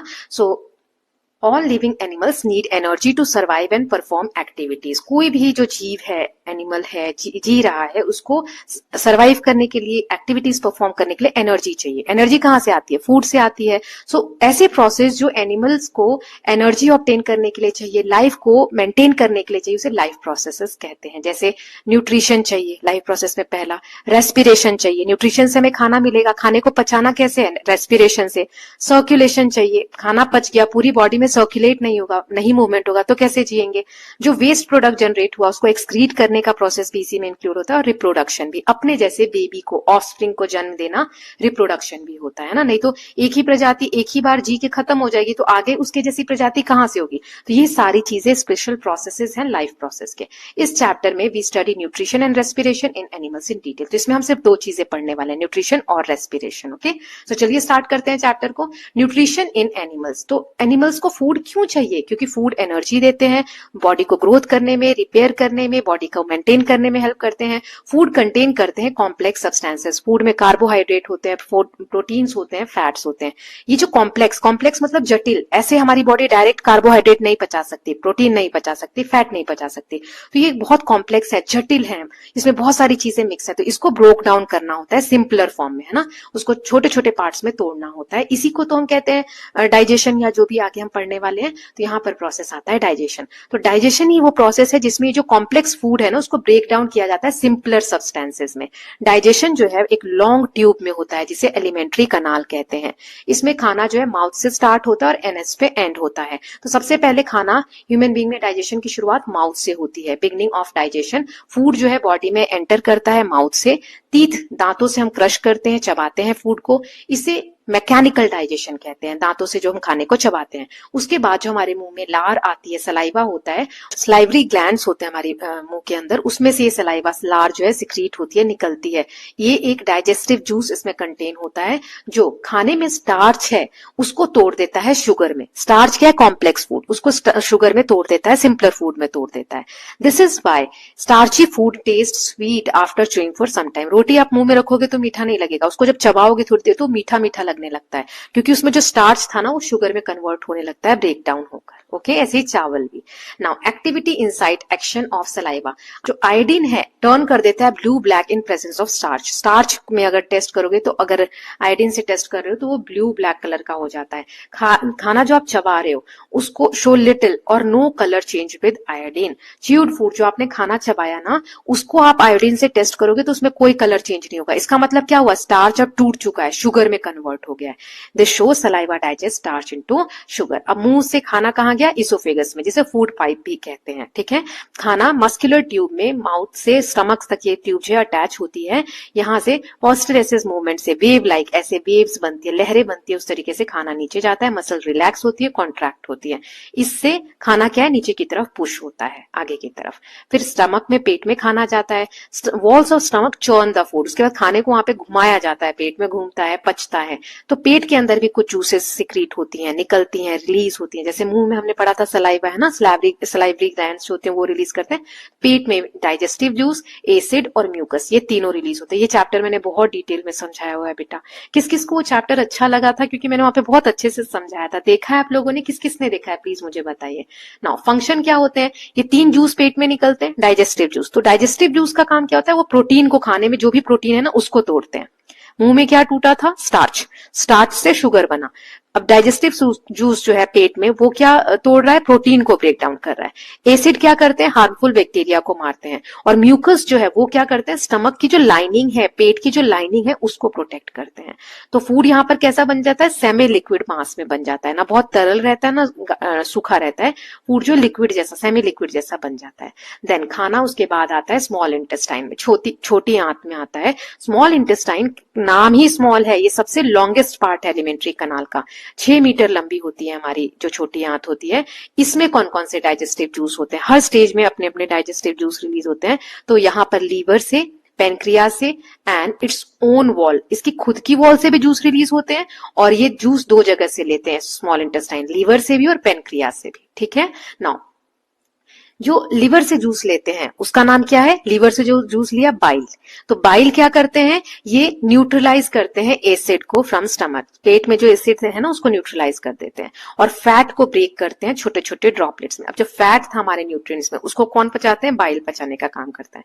अब पेनक्रियास से जो जूस रिलीज हुआ उसे कहते हैं पेनक्रियाटिक जूस। ये डाइजेस्ट करता है कार्बोहाइड्रेट्स को, प्रोटीन्स को और फैट्स को। ओके, नाउ ये हो गया। अब छोटी आंत में क्या हुआ?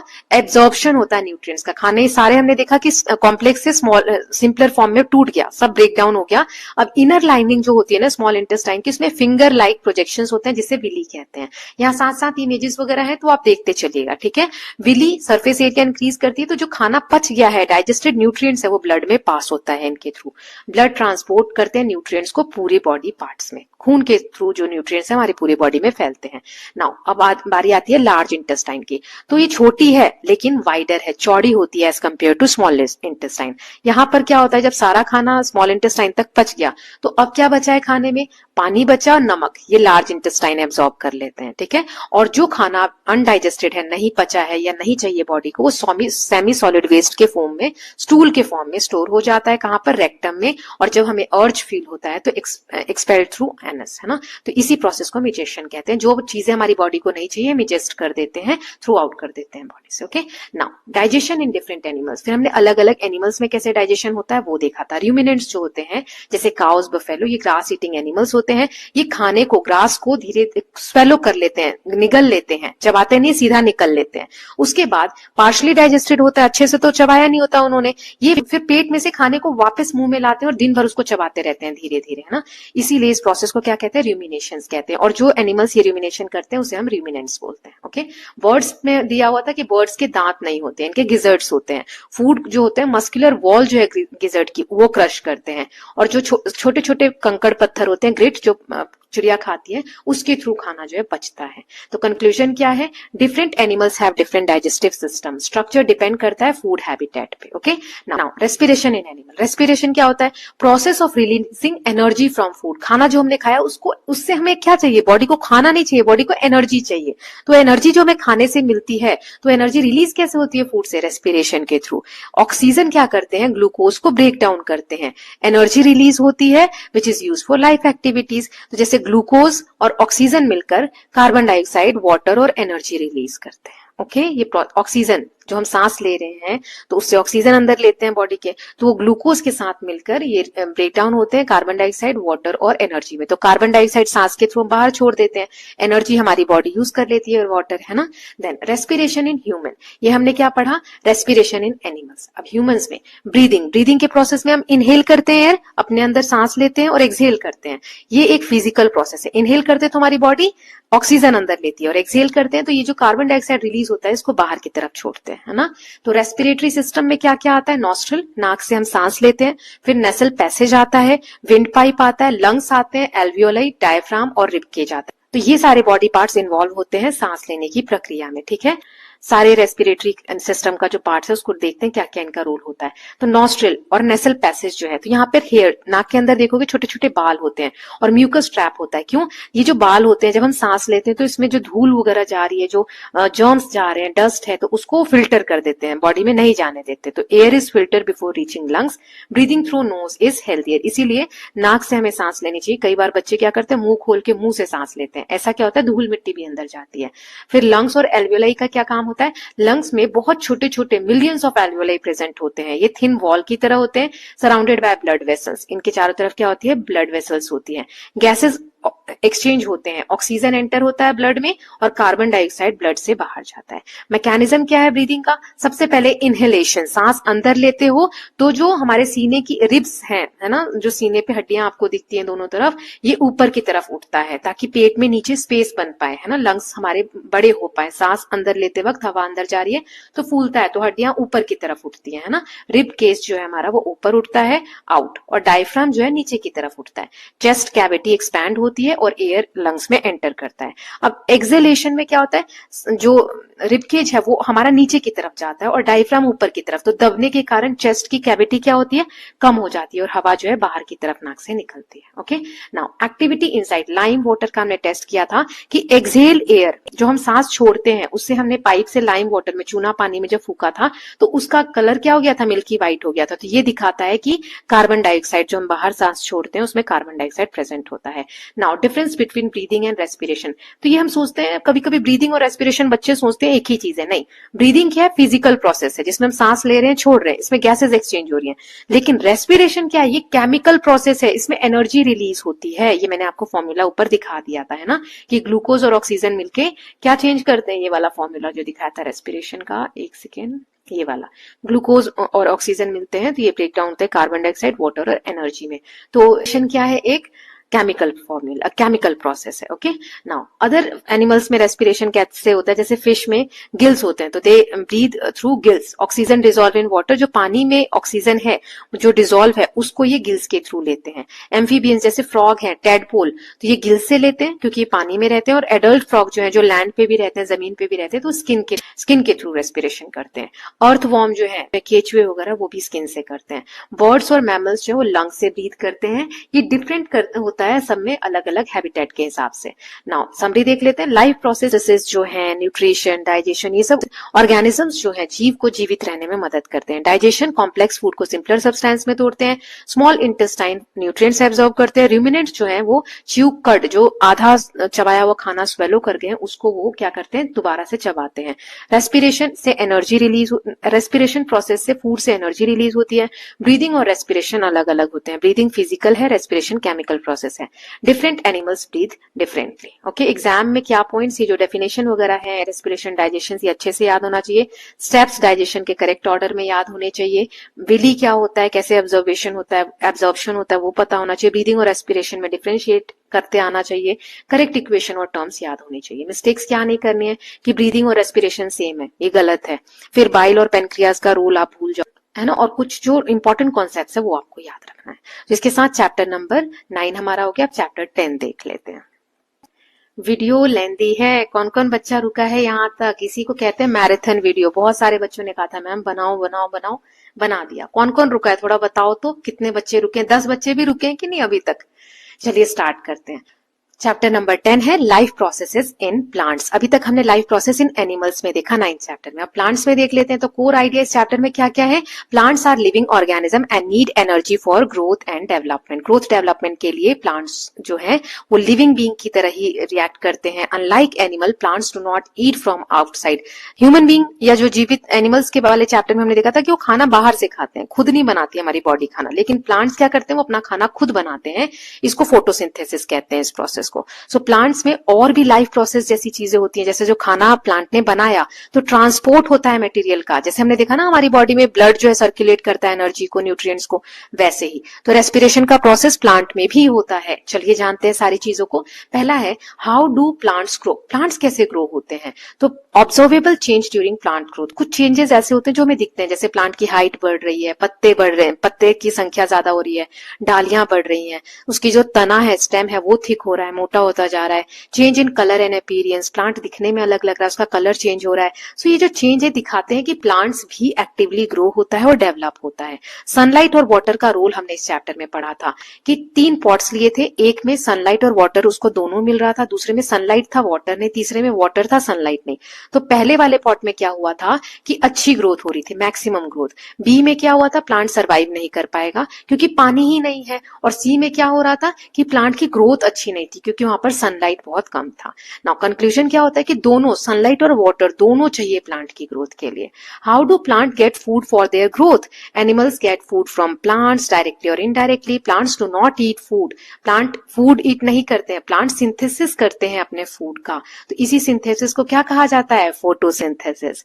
जैसे प्लांट अपना खाना कहाँ बनाते हैं, जैसे हम अपने बर्तन में खाना बनाते हैं, यूटेंसिल्स में, तो लीव्स में, पत्ते जो होते हैं ना पेड़ के, वहां पर खाना बनता है। इसीलिए पत्तों को क्या कहते हैं? Food factory of plants. So leaves जो होते हैं ब्रॉड और फ्लैट होते हैं, इसमें ग्रीन पिगमेंट होता है जिसे क्लोरोफिल कहते हैं। क्लोरोफिल जो है सनलाइट को ट्रैप कर लेता है और फूड जो है अपना खाना बना फूड जो है पत्तों में प्रिपेयर होता है और स्टार्च के फॉर्म में फूड क्या होता है? स्टोर हो जाता है पत्तों में। ठीक है, अब ये स्टार्च का टेस्ट कैसे होगा कि पत्तों में स्टार्च है? तो यहां पर भी हमने देखा था कि leaf is boiled in water, पानी में पत्ते को गर्म करो, then in alcohol to remove colour. अब उसमें अल्कोहल में रख दो उस पत्ते को, बॉइल किए पानी को, ताकि उसका कलर चला जाए, ग्रीन कलर चला जाए। आयोडीन अब उसमें ऐड करो। आयोडीन से तुम टेस्ट करते हैं ना कि ब्लू ब्लैक कलर चेंज हुआ मतलब स्टार्च है, और नहीं हुआ तो स्टार्च नहीं है। ठीक है, तो ब्लू ब्लैक कलर उसमें दिखेगा आपको तो स्टार्च बताएगा। So why is the leaf decolourised? हमने पत्ते का कलर क्यों हटाया? ताकि ग्रीन और ब्लैक, ब्लू और ब्लैक कलर आए आयोडीन टेस्ट में तो हमें अच्छे से दिख पाए। नाउ सनलाइट का और क्लोरोफिल का क्या रोल है फूड प्रिपेयर करने में? तो लीफ अगर ग्रीन और नॉन ग्रीन पैचेस जो आते हैं तो उसमें हमने स्टार्च का टेस्ट किया था। Only green patches expose to sunlight turn blue black. जो ग्रीन वाला पैच है ना वहीं पर ब्लू ब्लैक उस लीफ में दिखेगा आपको, मतलब स्टार्च होता है। सो इससे क्या कंक्लूजन निकलता है कि क्लोरोफिल बहुत जरूरी है स्टार्च के फॉर्मेशन में, और सनलाइट जो है फूड प्रिपरेशन के रिक्वायर्ड होता है। सो रोल क्या है एयर का in the preparation of food? Carbon dioxide was removed using casting soda. Leaf part without carbon dioxide did not produce starch. मतलब कहने का मतलब ये है कि कार्बन डाइऑक्साइड, क्लोरोफिल, ये सारी चीजें जरूरी है प्लांट को फोटोसिंथेसिस का प्रोसेस करने में। ठीक है, फोटोसिंथेसिस पे आते हैं, मेन टॉपिक यही है। तो फोटोसिंथेसिस की प्रोसेस क्या है? It is the process by which plants prepare their food, sunlight, water, carbon dioxide, chlorophyll, इन सब की हेल्प से प्लांट अपना खाना प्रोड्यूस करते हैं। और खाना क्या बनाते हैं? तो ग्लूकोज यानी फूड बनाते हैं, और ऑक्सीजन भी उसमें रिलीज होता है। तो इक्वेशन क्या होगी? Carbon dioxide plus water is equal to, मतलब पानी और कार्बन डाइऑक्साइड मिलते हैं, ग्लूकोज और ऑक्सीजन रिलीज करते हैं। अब ये पानी और कार्बन डाइऑक्साइड तो मिले, लेकिन किसकी प्रेजेंस में? सनलाइट और क्लोरोफिल की भी रिक्वायरमेंट होती है। ग्लूकोज जो रिलीज हुआ वो क्या है? एनर्जी। ऑक्सीजन जो रिलीज हुआ वो फिर एनवायरमेंट में प्लांट्स से रिलीज कर देते हैं। तो ये जो ग्लूकोज है इससे एनर्जी मिलती है प्लांट को, है ना। तो एक्सेस जो ग्लूकोज होता है वो स्टार्च के फॉर्म में स्टोर हो जाता है लीव्स में। Okay, now exchange of gases in leaves में अब ये गैसेस कैसे एक्सचेंज हो रही हैं? जैसे हमने यहाँ पर देखा कार्बन डाइऑक्साइड चाहिए और ऑक्सीजन रिलीज हो रहा है, तो ये गैसेस आखिर एक्सचेंज कैसे हो रही हैं? तो वही यहाँ दिखाया गया। स्टोमेटा होते हैं लीव्स में, छोटे छोटे पोर्स होते हैं mainly on lower surface of the leave. ये हेल्प करते हैं टेकिंग इन कार्बन डाइऑक्साइड, मतलब कार्बन डाइऑक्साइड ये लेते हैं और ऑक्सीजन रिलीज करते हैं और रेस्पिरेशन में मदद करते हैं। जैसे हमने नोस्ट्रिल वगैरह पढ़ा था ना, नोस्ट्रिल, नसल वेसल, ये सब पढ़ा था, लंग्स, तो वैसे ही प्लांट में जो स्टोमेटा होता है वो रेस्पिरेशन में हेल्प करते हैं गैसेस के एक्सचेंज में। ओके, नाउ जैसे हमने पढ़ा था ना लंग्स में एल्वियोलाई होते हैं, वैसे ही। नाउ ट्रांसपोर्ट इन प्लांट्स, अब खाना बन गया लीव्स में, अब वो पूरे पेड़ तक कैसे पहुंचेगा? तो वाटर और मिनरल ये कहां से मिलता है पेड़ों को? रूट से। ठीक है, जड़ों से पत्ते तक जाता है, और पत्तों में जो खाना बना है, फूड प्रिपेयर्ड इन लीव, वो सारे पार्ट्स में जाता है। तो कैसे ये दोनों चीजें जाती हैं? तो वाटर और मिनरल जो रूट से, मतलब जड़ों से ऊपर तक जा रहा है, वो जाइलम के थ्रू जाता है। एक ट्यूब लाइक स्ट्रक्चर होता है, उससे ये जाता है। Experiment with red ink showed upward movement of water. हमने रेड इंक से इसका एक्सपेरिमेंट भी किया था, चैप्टर देखा था। और खाना जो पत्तों में बना है वो बाकी पार्ट तक कैसे जाता है? फ्लोएम से जाता है। ऊपर से नीचे या सर तरफ जाना है तो फ्लोएम से, है ना। सो फूड कहाँ पे स्टोर होता है? रूट्स में भी हो सकता है, सीड्स में भी हो सकता है, और एज ए फ्रूट्स स्टोर होता है food. Okay, now do plant respire? क्या प्लांट भी रेस्पिरेशन करते हैं? Yes, respiration in plants respire just like animal. Respiration her part में होता है प्लांट के। इसमें क्या होता है? ऑक्सीजन यूज होता है और ब्रेक डाउन करता है ग्लूकोज को, जैसे हमारे इसमें हो रहा था, है ना। हम ऑक्सीजन से फूड जो है एनर्जी में कन्वर्ट हो रहा था, ऐसे यहाँ पर ग्लूकोज जो है उससे एनर्जी रिलीज होती है ऑक्सीजन की हेल्प से। तो इसकी इक्वेशन क्या बन जाएगी? Glucose plus oxygen, carbon dioxide, water और एनर्जी रिलीज करते हैं, जैसे हमने रेस्पिरेशन का प्रोसेस अपने वाले में देखा था, मतलब एनिमल्स वाले चैप्टर में देखा था। एक्टिविटी हमने देखी थी, germinating seeds release carbon dioxide, lime water turns milky, confirm respiration in plants. Nutshell में देख लेते हैं समरी। प्लांट्स अपना खाना खुद बनाते हैं, उस प्रोसेस को फोटोसिंथेसिस कहते हैं। लीव्स को फूड फैक्ट्री कहते हैं। क्लोरोफिल जो है सनलाइट को ट्रैप कर लेता है। कार्बन डाइऑक्साइड, वाटर, सनलाइट ये एसेंशियल होते हैं। ऑक्सीजन जो है वो रिलीज होती है फोटोसिंथेसिस के दौरान। जाइलम जो है वाटर ट्रांसपोर्ट करते हैं, फ्लोएम जो है फूड ट्रांसपोर्ट करते हैं। प्लांट भी रेस्पिरेशन करते हैं एनर्जी रिलीज करने के लिए। ठीक है, कौन से इंपॉर्टेंट पॉइंट्स आप एग्जाम पॉइंट ऑफ व्यू से याद रख सकते हो? Right correct word equation of photosynthesis, चारों रिक्वायरमेंट फोटोसिंथेसिस के लिए क्या है वो आप लिखोगे। लीव्स प्राइमरी साइट होते हैं फोटोसिंथेसिस का, जाइलम वाटर को ट्रांसपोर्ट करते हैं, फ्लोएम फूड को। रेस्पिरेशन हर पार्ट में होता है प्लांट के। कॉमन मिस्टेक क्या है कि प्लांट डू नॉट रिस्पायर, ये नहीं है। Forgetting role of chlorophyll, mixing xylem and phloem function, दोनों के अलग अलग फंक्शन है, पता होने चाहिए। Oxygen as raw material of photosynthesis, ऐसा अगर आप लिखते हो। Ignoring gas exchange through stomata, stomata का रोल भी बहुत इंपॉर्टेंट है, तो आपको याद रखना है। Okay, now with this we are done with chapter number 10। अब चैप्टर 11 देख लेते हैं। चलिए, चैप्टर 11 है शेडो एंड रिफ्लेक्शन। तो कोर आइडिया क्या है चैप्टर का कि लाइट हमें देखने में हेल्प करते हैं चीजों को अपने आसपास। सम ऑब्जेक्ट्स, कुछ ऑब्जेक्ट्स की खुद की लाइट होती है जो रिफ्लेक्ट करते हैं। लाइट स्ट्रेट लाइन में ट्रेवल करती है। लाइट जब ब्लॉक करती है तो शेडो फॉर्म होती है। शाइनी सरफेस जो होते हैं वो लाइट को रिफ्लेक्ट करते हैं और इमेज बनाते हैं। डिवाइसेस जैसे mirror, pinhole cameras work on the behaviour of light. इन सब के बारे में डिटेल में पढ़ेंगे। चलिए देखते हैं सोर्सेस ऑफ लाइट। तो पहले नेचुरल सोर्सेस ऑफ लाइट। सन क्या है? मेन नेचुरल सोर्स है अर्थ पे। Stars, lightning, natural fire, certain animals like fire flies, ये सारे क्या है? सोर्सेस ऑफ लाइट है। Now artificial source of light, जो ह्यूमन बीइंग या किसी हमने जो क्रिएट की है, फायर मेड यूजिंग फ्यूल्स, जैसे oil lamp, candles, electric bulb, tube light, LED, ये क्या है? आर्टिफिशियल सोर्स ऑफ लाइट है। ल्यूमिनस और नॉन ल्यूमिनस, ल्यूमिनस जिनकी खुद की लाइट होती है, जैसे सन, कैंडल, बल्ब। नॉन ल्यूमिनस जो खुद लाइट एमिट नहीं करते हैं और नहीं दिखते हैं अगर लाइट ना हो तो, है ना, जैसे moon, book, table. Moon does not produce it's own light, चांद की खुद की रोशनी नहीं होती है। ये किसकी लाइट रिफ्लेक्ट करते हैं? Sunlight. Then science and society, तो हमने देखा था एलईडी जो लैंप्स हैं ये लेस एनर्जी इलेक्ट्रिसिटी कंज्यूम करते हैं और ज्यादा समय तक चलते हैं ट्रेडिशनल बल्ब्स के कंपैरिजन में। ओके, ये एनर्जी एफिशिएंट होते हैं और एनवायरमेंट फ्रेंडली होते हैं, used widely to reduce electricity consumption. Now next is, does light travel in straight line? तो हमने एक्सपेरिमेंट किया था मैच बॉक्स का कि मैच बॉक्स में आप होल कर दो, है ना, और स्ट्रेट लाइन में आप करो तो टॉर्च जो लाइट पास करती है थ्रू होल्स वो अलाइन कर दो आप। तो if one box is move, एक भी बॉक्स को आप मूव करोगे तो देखोगे कि लाइट जो है स्क्रीन पे आपको नहीं दिखेगी, है ना। तो लाइट इससे क्या पता चलता है कि स्ट्रेट लाइन में ट्रेवल करती है। कैंडल और पाइप का देखा था, कैंडल अगर हम जला दें और स्ट्रेट पाइप से देखोगे तो आपको फ्लेम दिखेगा, लेकिन पाइप अगर बेंट है तो आपको लाइट नहीं दिखेगी। ये फिर से प्रूव करता है कि लाइट हमेशा स्ट्रेट लाइन में ट्रेवल करती है। लाइट डिफरेंट मटेरियल से अलग अलग तरीके से पास होती है, जैसे ट्रांसपेरेंट, इसमें लाइट कंप्लीटली पास होती है इसलिए ऑब्जेक्ट हमें बिल्कुल क्लियर दिखता है, जैसे कांच से, क्लीन वाटर से या एयर से। ट्रांसलूसेंट, जिसमें पार्शियली लाइट पास होती है, हमें ब्लर दिखता है, जैसे ट्रेसिंग पेपर, फ्रॉस्टेड ग्लास से। ओपेक, जो बिल्कुल भी लाइट को पास नहीं होने देता, सामान हमें बिल्कुल भी नहीं दिखता, जैसे वुड, कार्डबोर्ड और metal.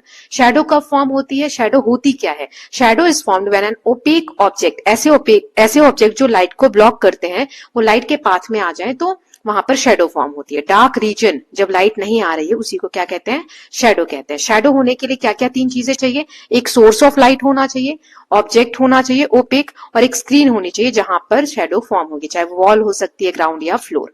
Then observation about shadows, opaque objects की डार्क शेडो होती है, ट्रांसलूसेंट की लाइटर शेडो होती है और ट्रांसपेरेंट की फेंट शेडो होती है, ओपेक की सबसे डार्क शेडो होती है। Objects of the objects does not, colour जो होता है ऑब्जेक्ट का शैडो पे इफेक्ट नहीं करता। साइज और शेप जो है शैडो की वो डिपेंड करती है पोजीशन कहां पर है, मतलब जो सामान रखा है वो लाइट सोर्स से दूर है या पास है, या स्क्रीन से दूर है या पास है, उसी पे डिपेंड करता है साइज और शेप कैसा होगा शैडो का। Okay, now fascinating fact, shadow puppetry, shadow plays in is an ancient art form, मतलब शैडो को भी हम पपेट्री जो क्या बोलते हैं कठपुतली की तरह यूज कर सकते हैं, है ना, और उसमें एक आर्ट फॉर्म होता है, शैडो के थ्रू परफॉर्मेंसेस की जाती है, अलग अलग पार्ट में होता है, इसमें शैडोज को यूज करके स्टोरीज बताई जाती है, मैसेजेस बताए जाते हैं। रिफ्लेक्शन के बारे में हमने पढ़ा था। रिफ्लेक्शन क्या होता है? जब लाइट एक शाइनी सरफेस पे गिरती है, अपना डायरेक्शन चेंज करती है, उसे रिफ्लेक्शन कहते हैं।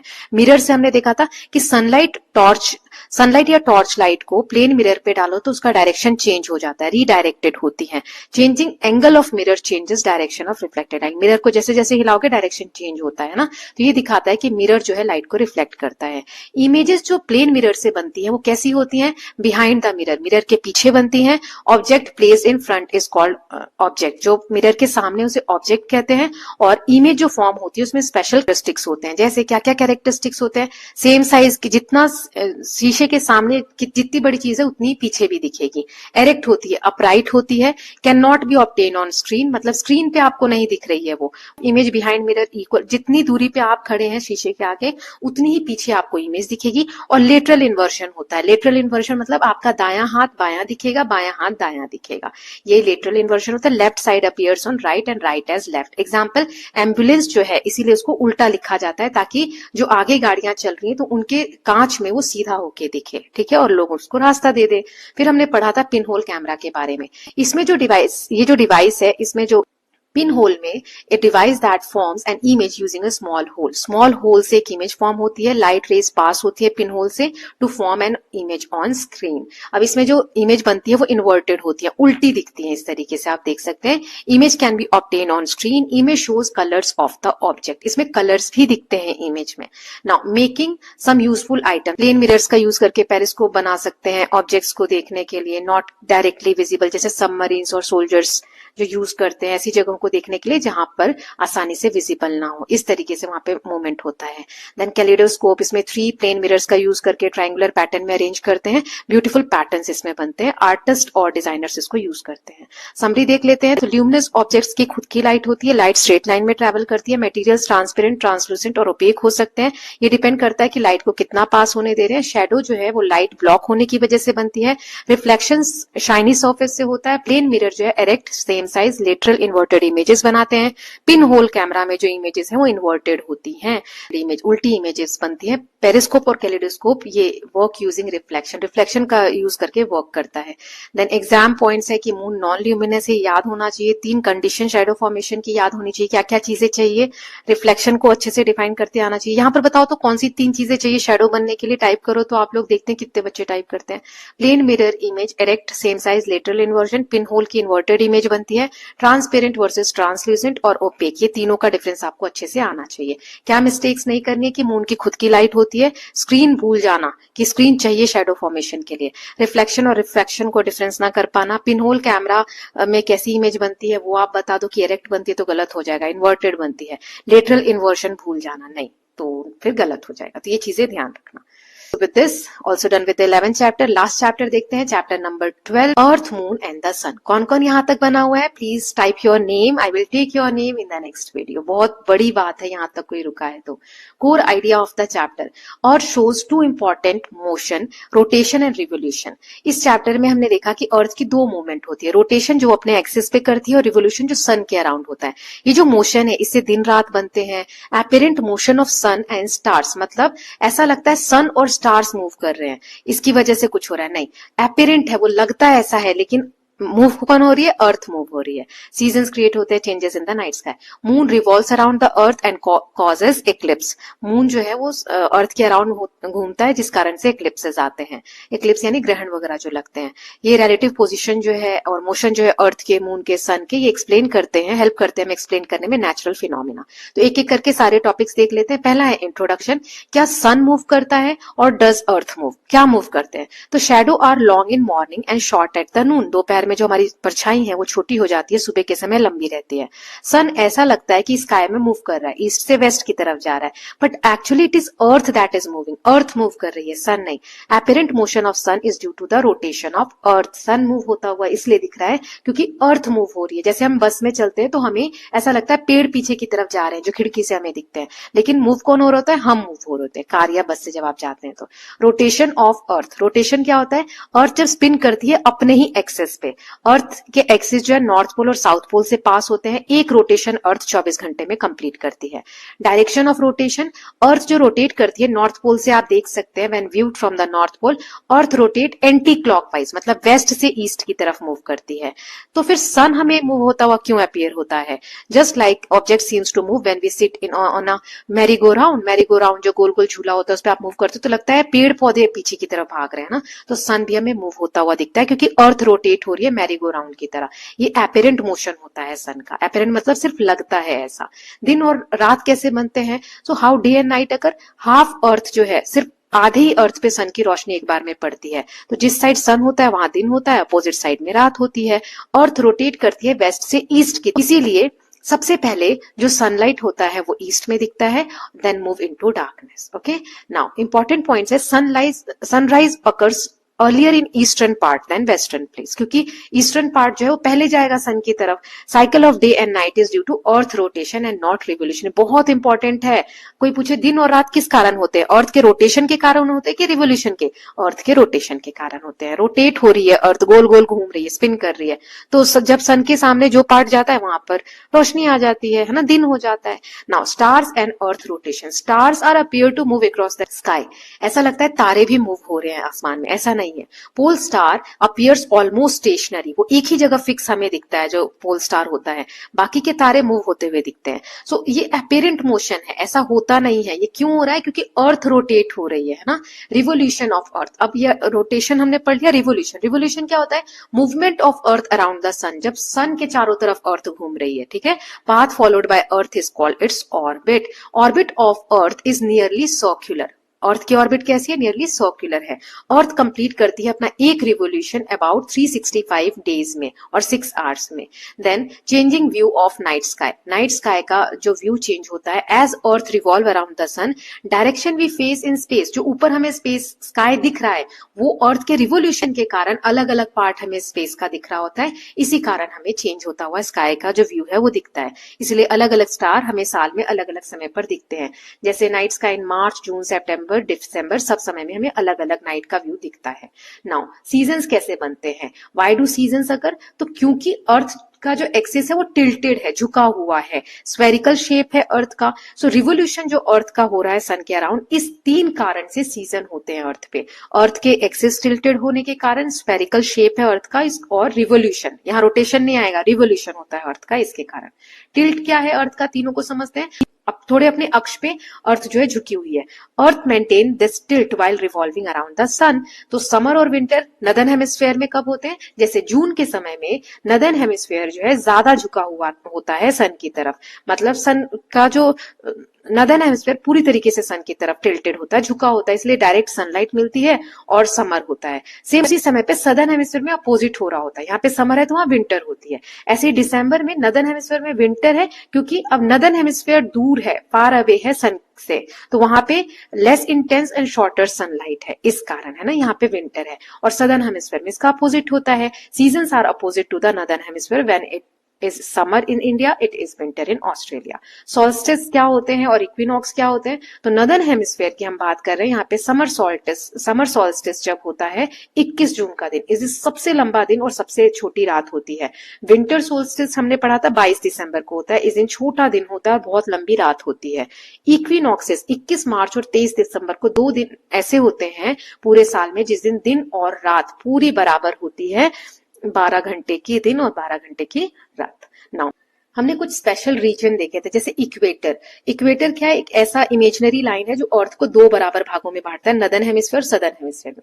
सो नियरली इक्वल डे और night through out the year रहते हैं इक्वेटर पे।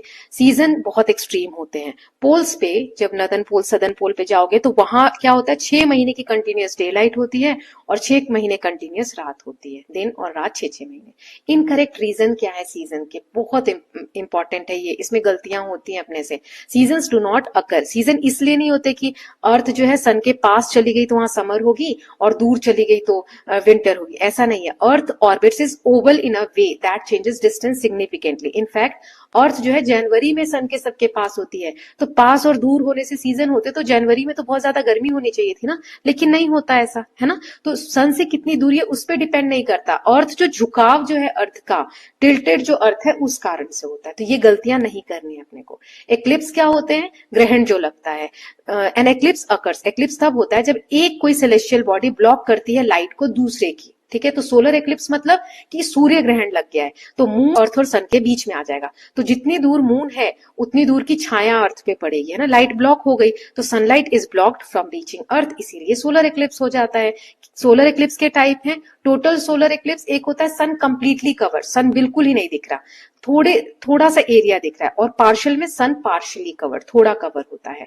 Why can moon cover sunlight? Sun तो बहुत बड़ा है, मून तो छोटा सा है, तो मून कैसे कवर कर सकता है? Moon is much smaller than sun, moon बहुत छोटा है, लेकिन मून बहुत पास है अर्थ के। हमने पढ़ा था ना शैडो कैसे फॉर्म होती है। देखो अर्थ इस केस में क्या है? स्क्रीन है, तो अर्थ के पास है ना जो चीज शैडो कास्ट कर रही है मून, इसलिए शैडो बड़ी दिख रही है।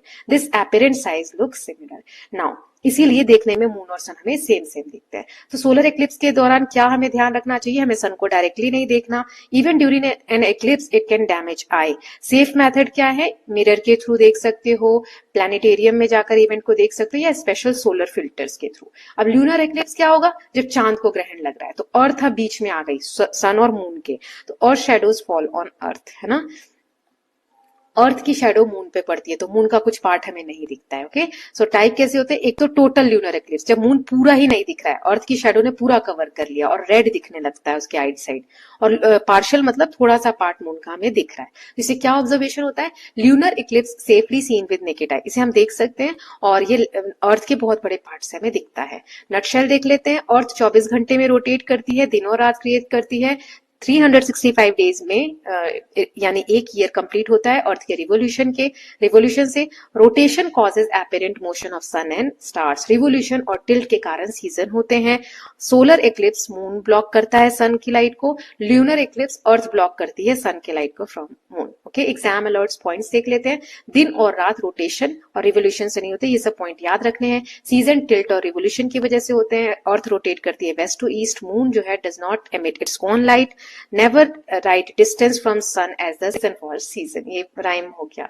मिस्टेक क्या कर रही है, रोटेशन मिस्टेक क्या होती है बच्चों से, रोटेशन रिवोल्यूशन में कंफ्यूज रहते हैं। Saying season occurs due to distance from earth, नहीं, डिस्टेंस फ्रॉम सन, ये सब गलत है। अर्थ ब्लॉक करती है सन इन सोलर एक्लिप्स। देखो सोलर और लूनर एक्लिप्स में पोजीशन अच्छे से याद कर लेना कि कौन कहां पर होता है, ठीक है। तो ये कुछ पॉइंट्स थे बेटा। तो इसके साथ हमने सारे चैप्टर्स रिवाइज कर लिए हैं। तो all the best from my side, keep learning, keep revising and stay motivated. Bye, take care.